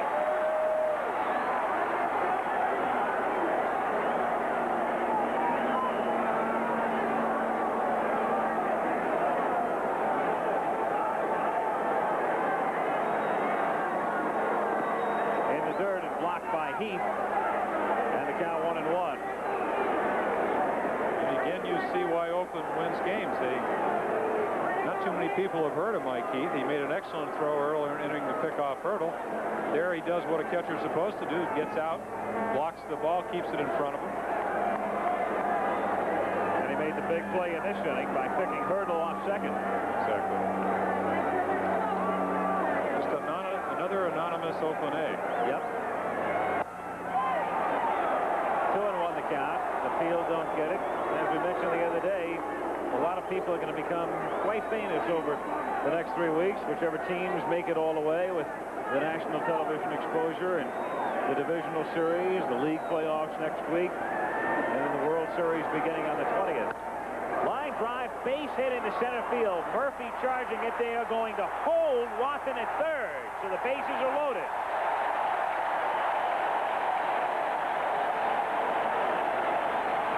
White with a solid single to center. Watson is not fast, of course, and Gordy McKenzie putting out the stop sign as Murphy charged, and Billy Martin will go to the mound. So in the inning, the Royals with 4 hits, but no runs. Well, they've done everything but scored, and it's kind of a dangerous play on Murphy. I don't know if we're going to see it again. He charged the ball. The ball gets by him. Obviously, a couple of guys are going to score, but what it's done, like you said, they've had 4 hits, and nobody scored yet. And Brett will be coming up. So Martin on his way back. Check in briefly with Jim Lampley for a report on the Yankee-Milwaukee game. Jim Lampley in the studio in New York, top of the 7th in Yankee Stadium. Milwaukee comes back to tie the ball game. Ted Simmons, in his first postseason action ever, bangs this home run off Tommy John to get Milwaukee back into it, tied up at 1-1 in the 7th. Back to Al Michaels. So the Brewers have rallied from arrears as the Royals are attempting to do here. Kansas City with the bases loaded, 2 down, and Brett the batter, 1 for 10 in the series. Off-speed pitch, missing high, ball 1, 1-0. Bases are loaded with Watson, the runner, at third. Wilson away to his lead at second. White off first. 2 out, 5th inning, 4-1 Oakland. Brett gets under it and pops it up, and the A's will get out of the inning. The second baseman, McKay, making the catch.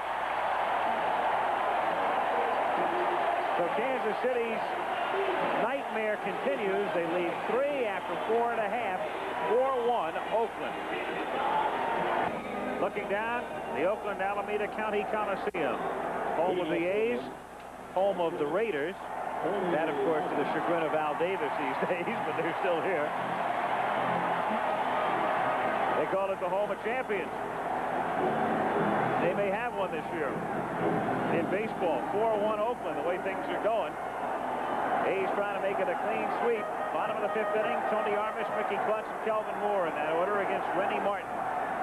Armas is singled and walk and drills it foul. 0-1 the count. Armas 6 for 9 in the series. Tony's target.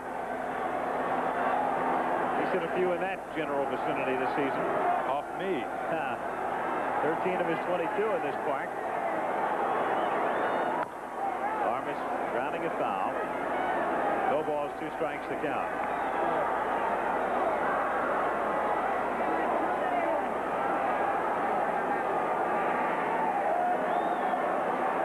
Armas 4 for 4 in game 2. The single tonight, plus the walk. Reached safely his last 6 trips to the plate. Fouling it away.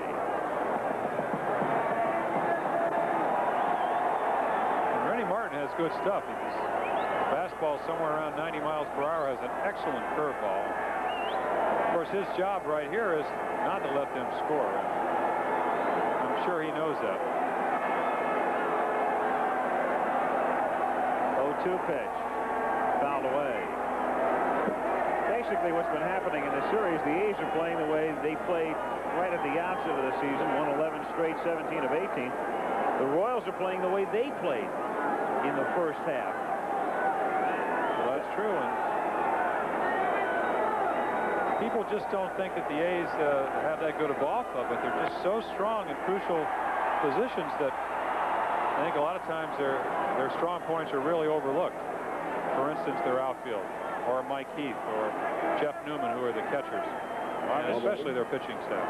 Armas getting thrown out by Washington. There's the lineup tomorrow. NCAA college football, 12:30 Eastern, 9:30 in the morning out here on the coast. Oklahoma against Texas. Then, if necessary, you'll see Kansas City against Oakland or Milwaukee at New York at 4 o'clock Eastern, 3 Central, 1 Pacific time tomorrow. Mickey Klutz, 1-0 the count. Fly to left, struck out. 0 for 2 tonight and 1 for 5 in the series. Hit in the air to shallow center field. Amos Otis is there. 2 away in the 5th inning. Kelvin Moore coming up. If both series end tonight, Wide World of Sports will air tomorrow at those times. Bottom of the graphic featuring the North American Boxing Championships and the Hawaiian Masters Surfing Championship. That's if both series are determined tonight. Yankees trying to wrap it up in New York, and the A's trying to wrap it up here. Kelvin Moore, flied out, struck out. Bouncer to third. And Brett takes care of him. So Martin has an easy inning. The A's are gone. We've played 5, still 4-1 Oakland. And we'll be back after this message from your local stations. And here in Oakland, full moon and good crowd at the Oakland Alameda County Coliseum. Looking on as their A's lead the Kansas City Royals 4-1 going to the 6th inning. Another night of utter and complete frustration for Kansas City thus far. Defensively, offensively, a chance to get right back in it in the 5th inning. Bases loaded. Brett popping out. The Royals in the 5th with 4 hits and no runs. Go to the 6th now. Akins, Otis, and McRae.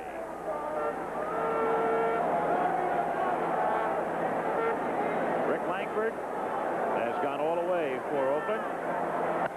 Akins grounding it toward the hole, off the glove of Moore, barehanded by McKay. The throw to first is not in time. Good hustle on the part of McKay to get there and try to make the play and turn it into a relatively close play. Glad he does. Moore just deflects it. McKay tries to barehand it, does. Again, you see Willie Akins not particularly swift, but hit the ball hard, and I'm sure that Billy Martin's got to be concerned because 5 out of the last 7 guys have hit the ball rather hard off Langford. Yet they don't have much to show for it. Langford has given up 8 hits. 7 of them have been singles, and the double was a 120-foot double, as it turned out. Otis, the batter. 1-0 the count. Amos has struck out, grounded into a force. 0 for 10 in the series.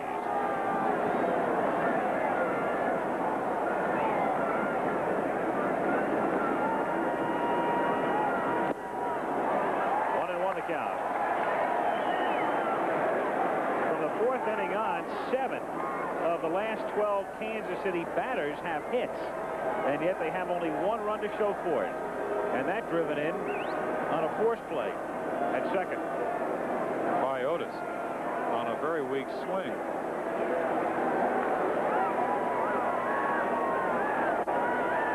1-1 pitch. 2-1 the count. And there you see the slider, which is basically seems to be Langford's best pitch. Of course, here he'd love to throw a slider out over the plate, low and away, have Amos try to pull it, hit a hard ground ball at somebody, which seems to be what Kansas City's doing, and try to get a double play out of this. Otis grounding it to third. To McKay. To Moore. That's exactly what he gets.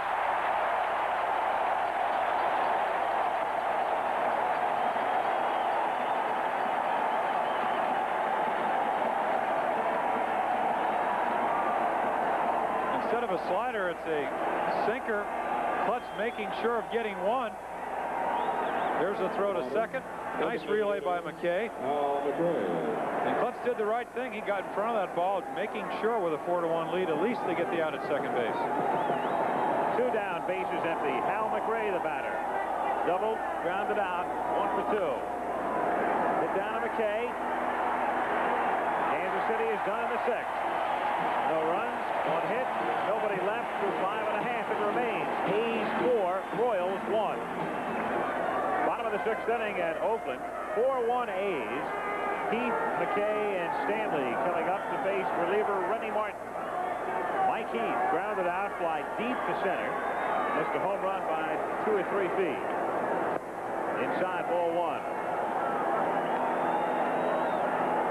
4 runs, 7 hits, no errors for the A's under Billy Martin. 1 run, 8 hits, 3 errors for the Royals. All of the errors coming in the 3rd inning. Hit softly to Washington. 1 away. That'll bring up Dave McKay. This telecast presented by authority of Major League Baseball, intended solely for the private, non-commercial use of our audience. Any publication, reproduction, retransmission, or other use of the pictures, descriptions, and accounts of this game without the express written consent of Major League Baseball is prohibited. Dave McKay. Drilled one down the line and gone in the 4th inning. And now we'll see him from the left side. Naturally a right-handed hitter. The book on Dave McKay, just kind of flip up some curveballs. Not a very good breaking ball hitter from the left-hand side. When he used to be Toronto, he used to kill our ball club in Baltimore by just hitting fastballs. He finally wised up and started throwing a lot of off-speed pitches.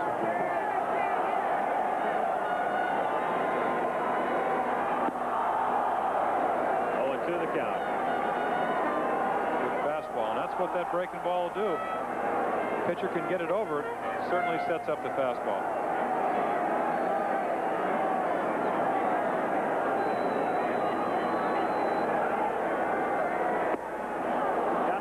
Pitches. Rennie Martin doing his job in relief. He has retired the 6 men he's faced as his first strikeout. And Fred Stanley coming up. Well, Martin has an advantage because, or Rennie Martin does, because Billy Martin is not going to make a lot of changes. And primarily had a right-handed hitting lineup against Larry Gura. So he has some right-handers that probably haven't seen too much right-handed pitching this year. And Mickey Klutz.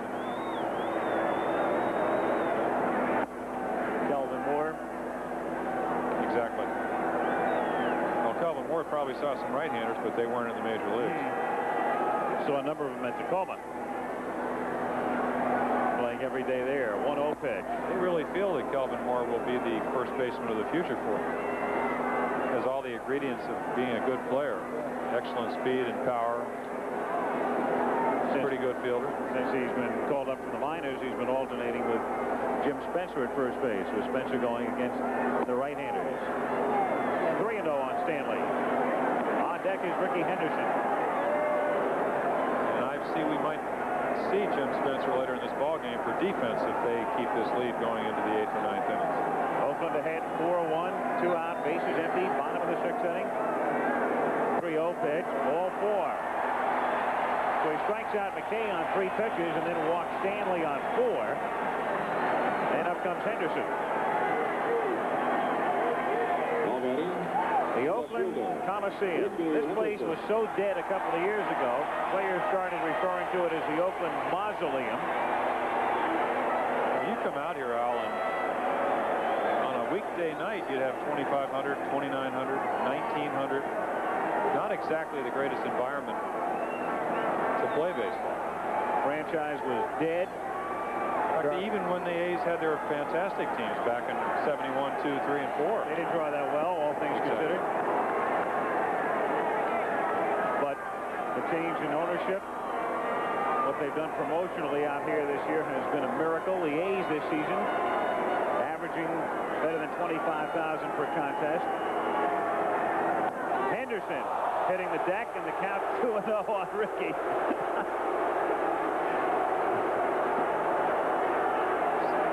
Yes, Steve Palermo, the umpire, am I still alive? Woo. Yeah, you'll see the crouch stance. Watch him kind of coming into the ball, and the ball runs. How did he ever get react? Yeah, he didn't react very well. Well enough. 2-0 the count. Ricky taking high. Martin has now missed with 7 straight pitches, and the count is 3-0 with Murphy on deck. Stanley at first base, 2 down.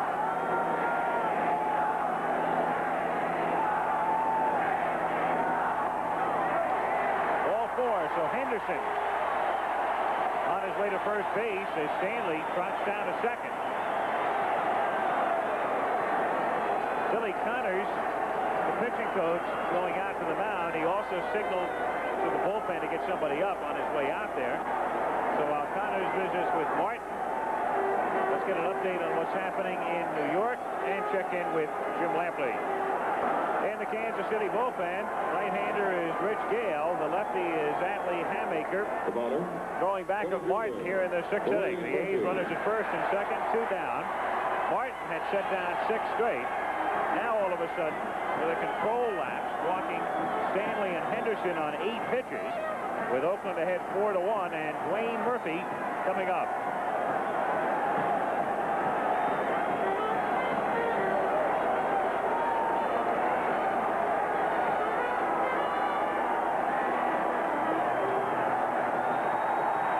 Again, I think we'll see here mostly curveballs, because that's the pitch to get Murphy out with. For a strike, there's curve number 1. Well, Martin knows, as I said before, he can't afford to give up any more runs, and I'm sure he did not want to walk either Henderson or Stanley, but he did it. And Dick Hauser did not have a left-hander up in time to bring him in to face Murphy, so Rennie knows he can't afford to give up another run, and is going to probably try to make perfect pitches with his breaking ball. Going inside. 1 ball, 1 strike on Murphy. Oakland Coliseum. A's this season drawing better than 1,000,003. All-time club record. Would have done better than 2 million people. Beyond question. And they're not going to strike.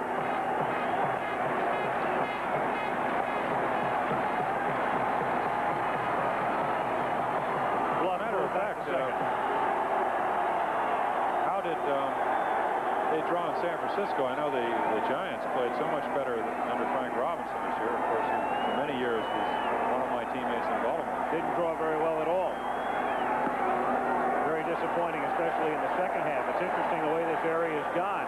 Giants were here first, of course, then the A's came. The area never really responded to the A's, as you mentioned, even when they were winning 3 consecutive World Series and 5 divisional titles. The numbers out here were not enormous. Now all of a sudden you can feel the whole focus being shifted to the East Bay. 2-1 pitch. High, ball 3. There you saw the curveball. Again, I think he'd rather pitch around Murphy at this particular time and pitch to Johnson than to give in to Murphy. Not something you suggest doing, but when you're trailing 4-1 and you're down 2-0 in games played in the playoffs, you just can't afford to give up any more runs. Crowd trying to rattle Martin, and the pitch is a strike, so the count is full. Wayne ready to flip his bat away on a pitch that got the black of the plate. Again, trying to make a perfect pitch, and just a fastball away. Murphy kind of laughs at Palermo as he starts down to first base. I think he knew it was a strike. Full count. Runners will be going. Stanley from second. Henderson from first. The 3-2 to Murphy is nubbed foul.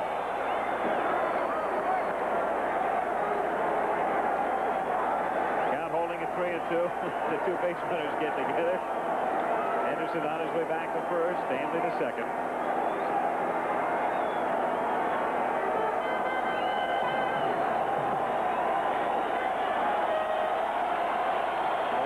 Henderson up here.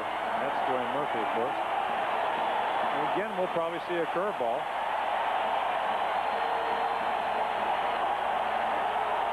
Runners go, and it's fouled away again. And what do I know?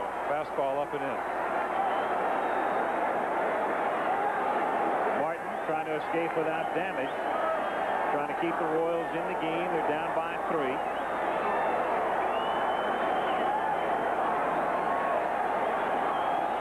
Billy thinking it's sure nice to get a few more runs here, because I'm sure he's a little bit worried about Langford. It's like Harry Houdini out there has escaped from some pretty difficult situations the last couple innings.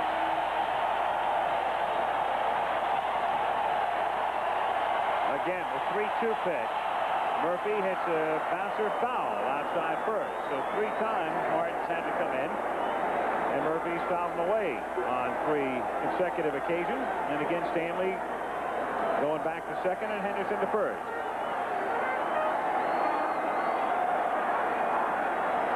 Royals have out-hit the A's tonight, 8-7. But Oakland leads 4-1. Bottom of the 6th inning. Listen to that crowd.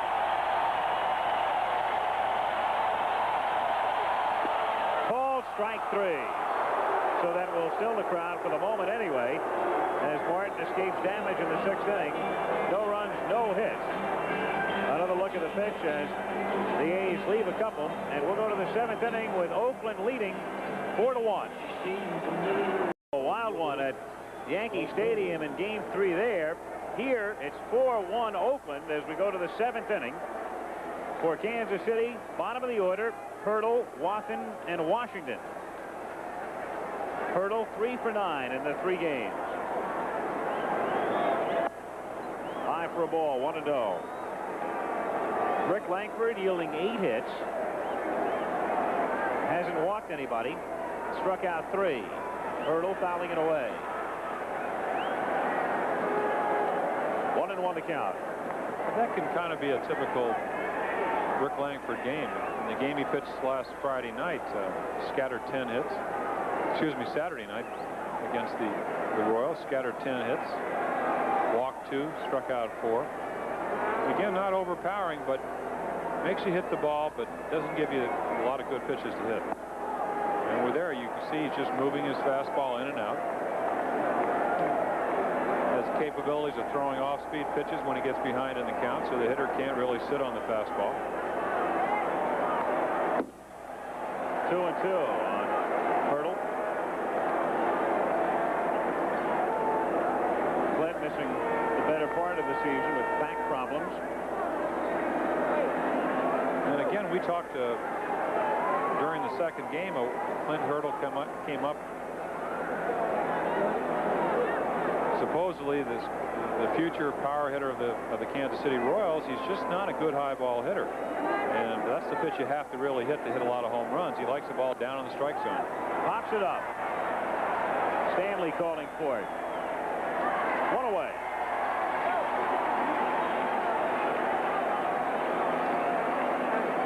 John Wathan coming to the plate.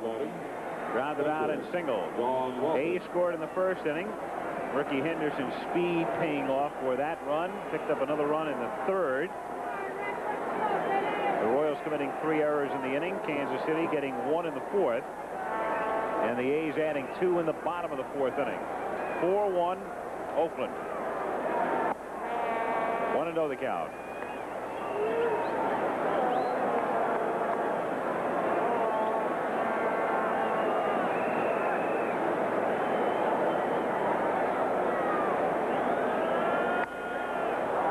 To left to Henderson.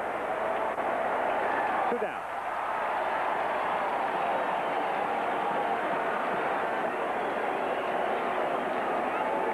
UL Washington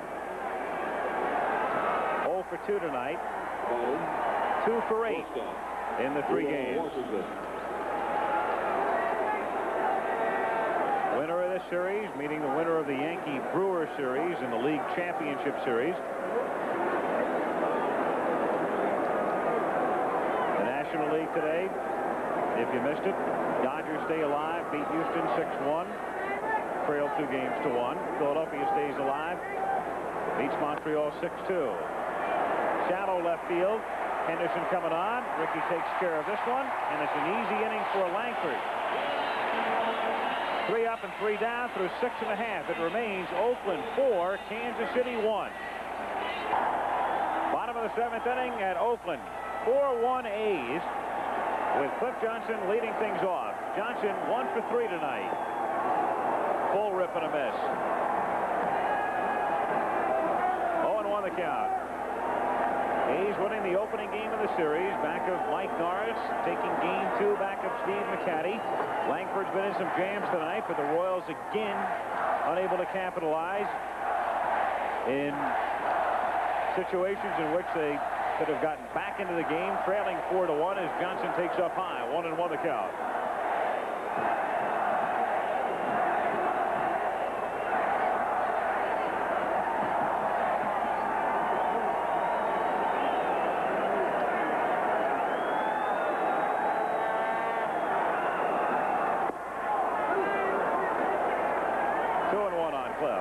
Good hard slider. And talking about Cliff Johnson, obviously the very important acquisition for Oakland.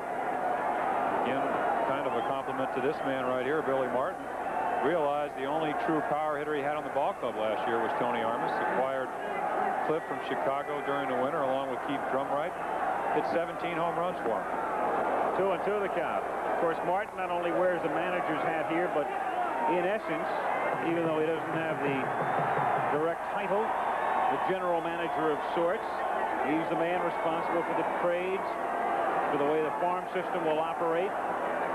More responsibility here than he's had anywhere else. Enlightened new ownership here in Oakland. I go back to like 1962. Pitched a high school game in Scottsdale, Arizona, and Billy was scouting for Minnesota at the time. Thought I could make it as an outfielder, so I'm not so sure about his baseball judgment. Popped up. Akins waiting for it to come down. 1 away.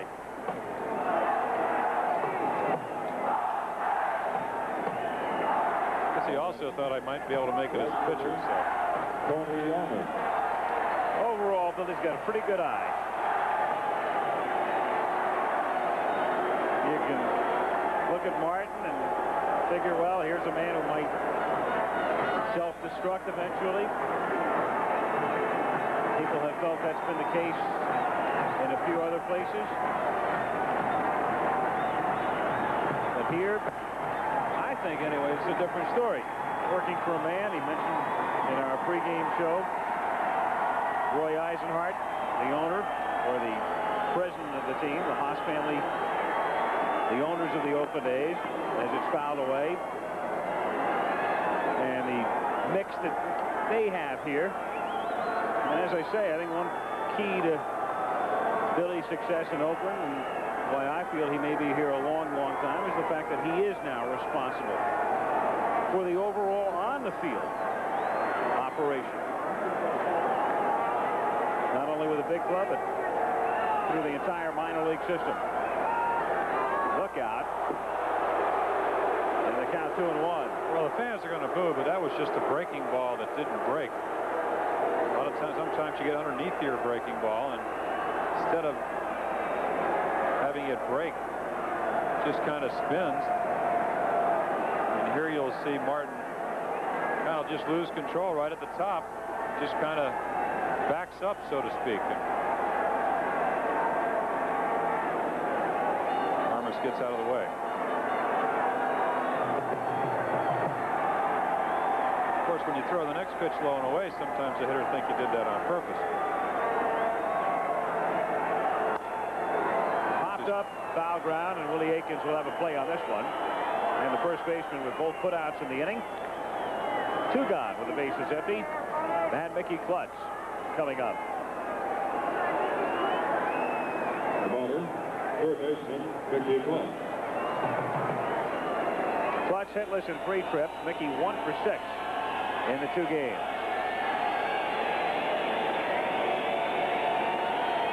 Oakland 4, Kansas City 1 in the bottom of the 7th inning. 1-0.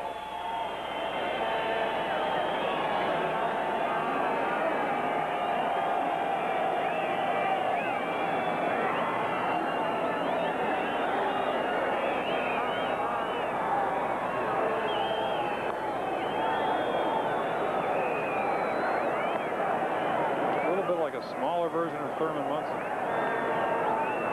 What a tremendous player he was.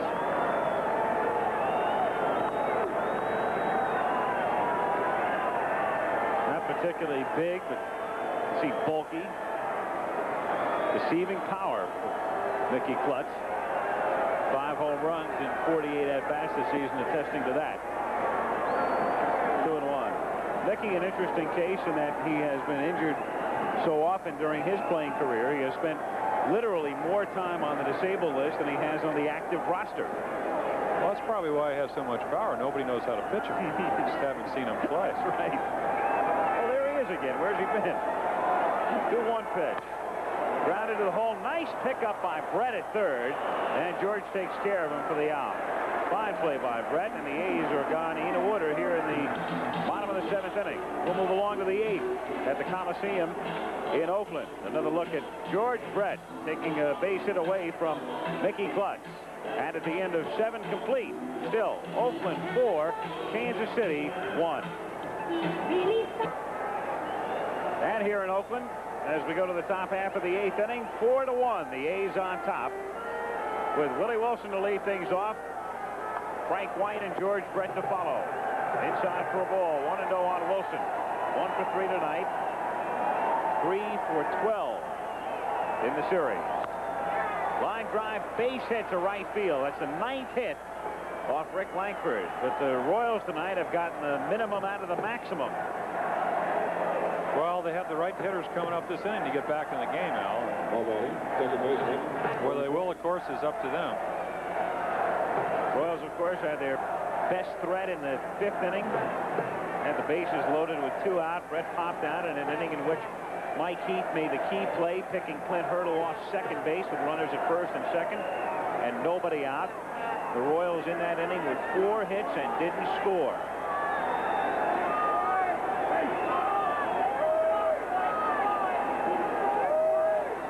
The only Royals without hits tonight would be Brett and Washington, and also Otis.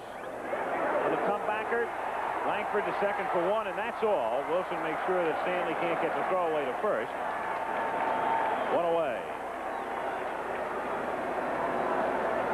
A reminder coming up tomorrow, 12:30 Eastern Time, 9:30 in the morning out here on the coast. College football, Oklahoma taking on Texas, and then if necessary, you will see either Kansas City against Oakland if the Royals can stay alive. Milwaukee and the Yankees if Milwaukee can stay alive, and they're leading right now.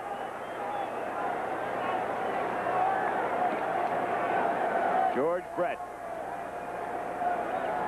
0 for 3 tonight. Brett hits it back through the middle for a base hit.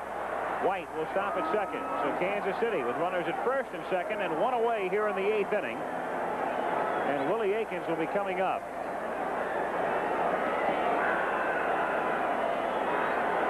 The Oakland bullpen active again as Billy Martin makes his way to the mound. Lefty Tom Underwood, righty Dave Beard. I wouldn't be surprised to see Billy go to Underwood. You have one of the few guys on the Kansas City Ball Club that can hit the ball at the ballpark, which is Aikens.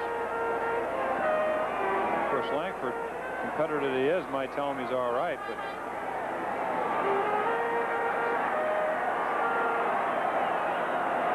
Martin, I'm sure, has it in mind what he wants to do right here. Palermo's going to come out to the mound to speed things along.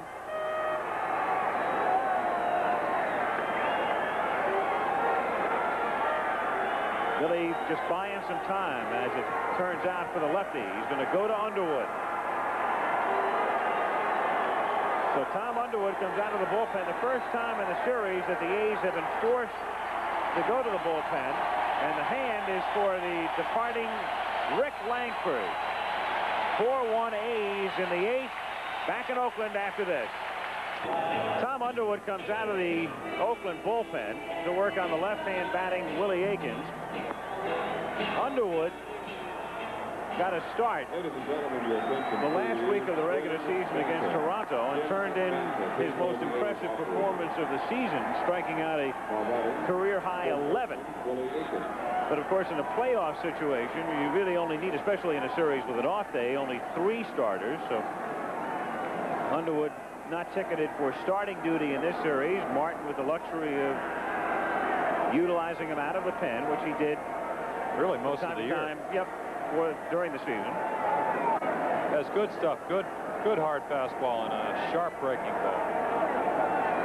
Aikens is the batter and takes low, ball 1.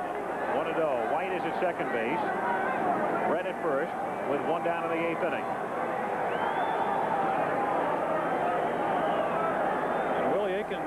Can hit left-handers. You have to make some good pitches. You just can't throw the ball over.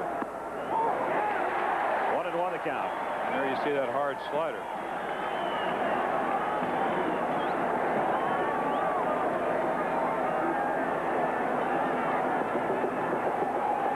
Underwood this season, 25 appearances, made 11 starts. Out of the bullpen on the other 14 occasions, and time had been called by Aikens before the delivery by Underwood.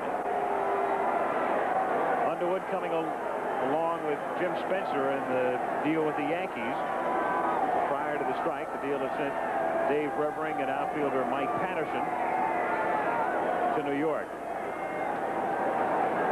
Everybody thought when he went with the Yankees that he would be a 20-game winner, but because he pitched so well with Toronto, and that club was struggling. Well, Billy was working the playoffs with us last year. He mentioned that he wanted to get Underwood in the deal with Toronto. Of course, that's when Martin was managing the Yankees. He eventually does wind up with them. 2-1 the count.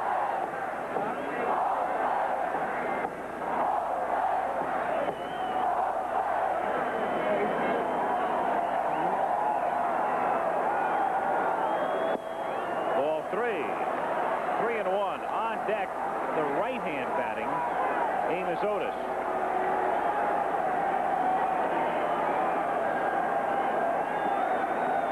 Well, Willie's got Tommy in a situation where he wants him. Either he's going to have to throw him a fastball or he's going to have to come with a breaking ball. In for a strike, and the count is full. And he threw him a slider. Willie thought the ball was low. But as I said earlier, Steve Palermo doesn't call too many pitches strikes that aren't strikes. It makes the pitcher throw the ball over. Full count, 1 out in the 8th. Aikens chopping it foul. The count still 3-2 as White retreats to second. And Brett ambles back to first. I'm really surprised that Billy doesn't have Jim Spencer, who's won numerous Gold Gloves at first base, in for defense, but apparently it means he has confidence in Kelvin Moore over at first base. Moore due to lead off in the bottom of the 8th inning. And of course he was in there anyway against the lefty starter. Now you've got the right-handed reliever in. Fouled away again.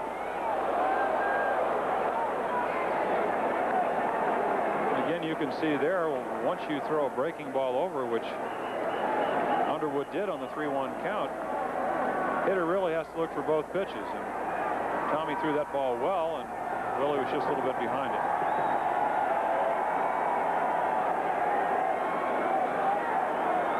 Three and 2 on Aiken.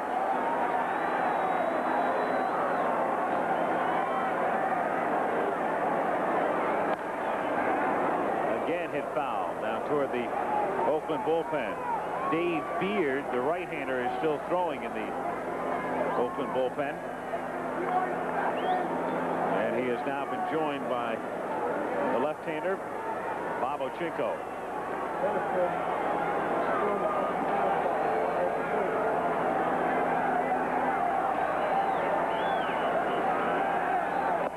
Down he goes.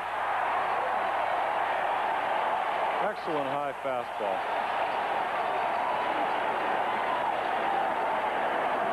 Now Martin goes back to the mound. Amos Otis, the right-hand batter, will be coming up. And Martin's going to go to the bullpen and bring in young Dave Beard. So Underwood getting a handshake from Billy Martin. Brought him in to face one man. Did the job. Fell behind 3-1. Comes back to strike him out. Beard comes in. Let's get a report on what's happening in New York from Jim Lampley. Who said Reggie couldn't play defense, huh? Howard Cosell. Is that who said it? Oh, I don't know. I'm just asking.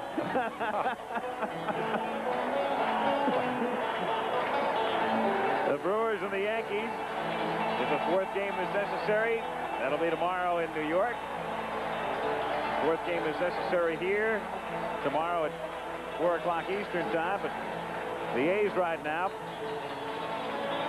clutch hitting, clutch pitching. Underwood comes out of the bullpen, and here is Dave Beard, who came up late in the season and yet made his mark at the end with some impressive performances. And right now he has become Billy Martin's key short man. He had only one bad outing, and that was in Baltimore when Len Secada hit a grand slammer. Yep. Well, he came in on Friday night of that particular weekend, and as I said earlier in this series, we have a radar gun that's probably maybe 4 or 5 miles per hour slower than some of the other radar guns. He was throwing 91 on ours. On the day, of course, that Secada hit the grand slam, he was in the high 80s, which means on most radar guns he's still throwing in the 90s, so he does throw awfully hard. He was at Tacoma much of the season. He was 11-11 there and struck out about 8 men per 9 innings. Now faced with the task of working on the slumping Otis. Amos 0 for 11 in the 3 games. The Royals with runners at first and second and 2 down in the 8th. 0-1.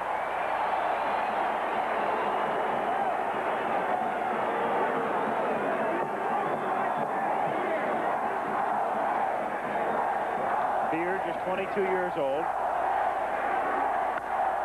Otis, it's a high fly ball to center field, and the bullpen does its job as Murphy makes the catch. No runs, 2 hits. Royals lead 2 more. They've stranded 7 tonight. Middle of the 8th, 4-1 Oakland. Al Michaels and Jim Palmer in Oakland go to the bottom of the 8th inning. The anticipation building here at the Coliseum. The A's are on top 4-1. Oakland coming up in the bottom of the 8th with Moore, Heath, and McKay. And then when the Royals come up in the 9th, they have McRae, Hurdle, and Watson. Kelvin Moore, hitless in 7 trips in the 2 games. Rennie Martin in relief of Larry Gurra with a breaking pitch, 0-1.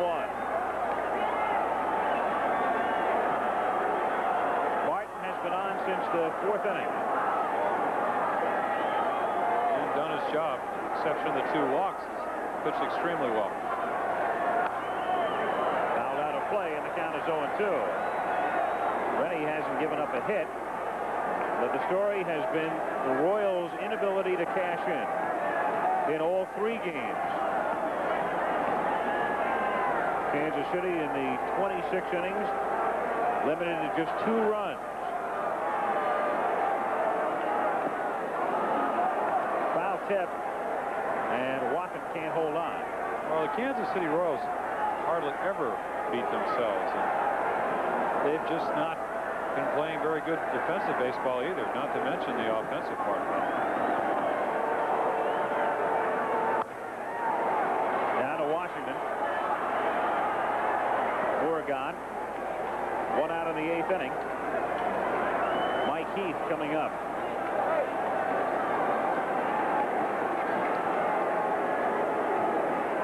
The Yankee game is now over. Milwaukee wins it. The final score 5-3. So the Brewers stay alive. The Yankees now leading 2 games to 1. 4th game at Yankee Stadium tomorrow at 4 Eastern time. Mike Heath takes a strike. 0-1. And in Mike Heath, we probably are looking at the man that had the key defensive play for Oakland with a great throw to pick off Clint Hurdle. Take him right out of the inning. That took place in the 5th and was beyond question the key play with runners at 1st and 2nd and nobody out. As you look at the lineup tomorrow, Oklahoma against Texas, and then you'll definitely see Milwaukee, New York, even if this one ends. Otherwise, those of you in this particular area will see Kansas City against Oakland. 1-1 the count on Heath. 2-1. But Mike picking Clint Hurdle on second base in the 5th inning, an inning in which the Royals had 4 hits and couldn't score.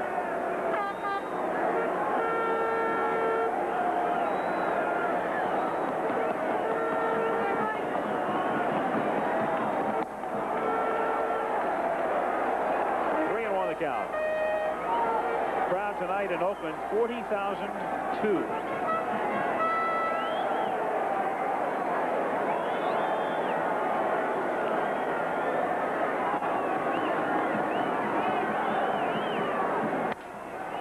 Broken bat pop-up to short. UL Washington putting it away. 2 gone here in the 8th inning. And up comes Dave McKay.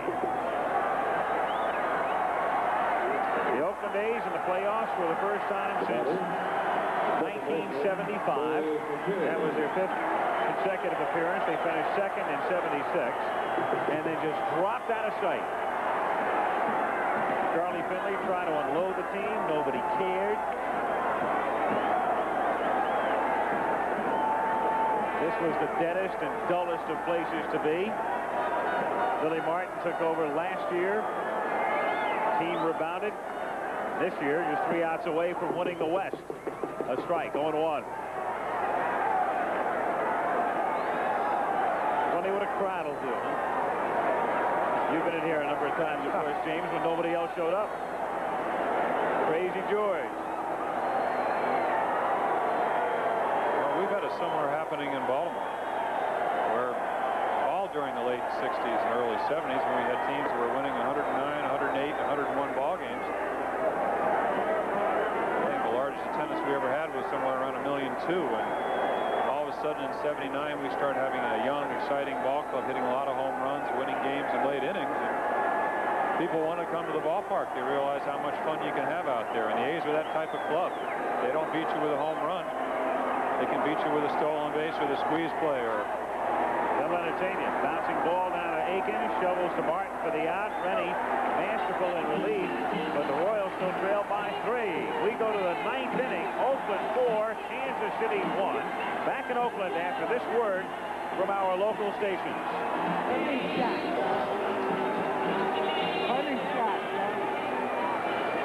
The 9th inning at the Oakland Alameda County Coliseum.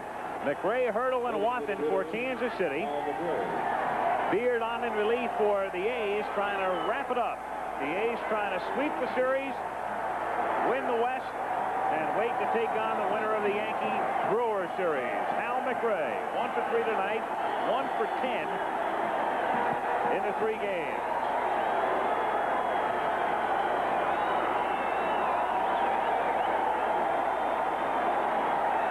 Dave Beard trying to wrap it up for Langford. Underwood came on to get Akins a key out of the 8th, and now Beard in the 9th. Missing outside, ball 1.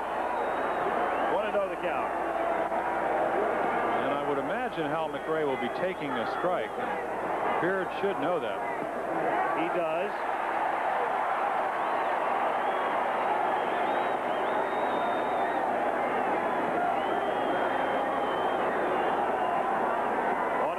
Dick Hauser.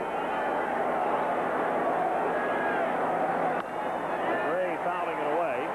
Off to the right, and Kelvin Moore may have a play, but no. The type of ball, when it leaves the bat, you're normally inclined to say, well, that's well back in the seats, but again, here in Oakland, with all of the room, you can't give up on it. That ball was only 4 or 5 rows in. And we had a picture of Dick Hauser, and I'm sure that, of course, Dick Hauser, as all Kansas City fans, of course, the game is not over, have to be disappointed, but again, he took over the club in the middle of August, and they played very well for him. I'm sure he's looking forward to going to spring training next year in Fort Myers and having the club be his kind of club. Nice man. Makes his home in Tallahassee, Florida. Waited for the right place, right time before taking the job at Kansas City. 1-2 pitch, got him swinging, 1 away. And there you saw the Beard fastball. That ball was really thrown. 1 down. Now batting, right fielder, Plantorno. Dennis Lewin, our producer for this series, Ken Fouts, our great crew. Our thanks to statistician Alan Roth. Hurdle looks at a strike, 0-1. Crowd building again. Another celebration imminent here in Oakland. 0-2. Rick Langford, man who went through the 8th inning tonight. Well, he struggled, but he pitched a fine game, didn't walk anybody. Made them work their way on. And that they did, but 0-2 pitches high, ball 1. 1-2. John Watson waiting on deck. And Beard is the first relief pitcher in a number of years that really has an outstanding arm. And Mopped up. Stanley going out. Henderson coming in. Ricky for the catch. 2 down in the 9th inning.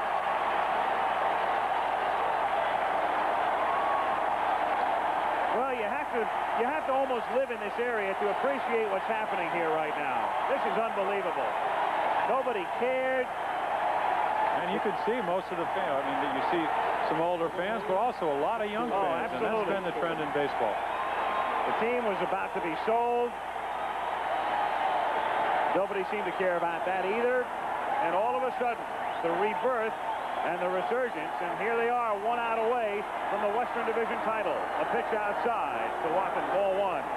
And again, he'll be taking.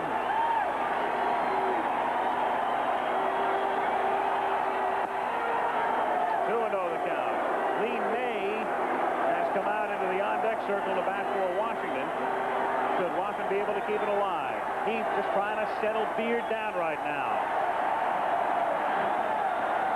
Crowd on its feet.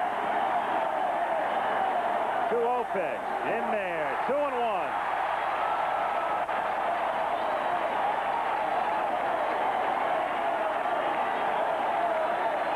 Time called.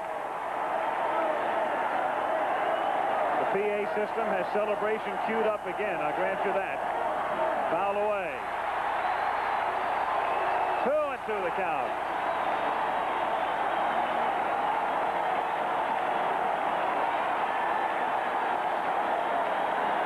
Think he's not pumped up?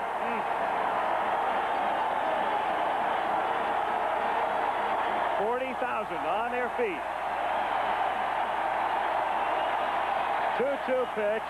The A's win the West.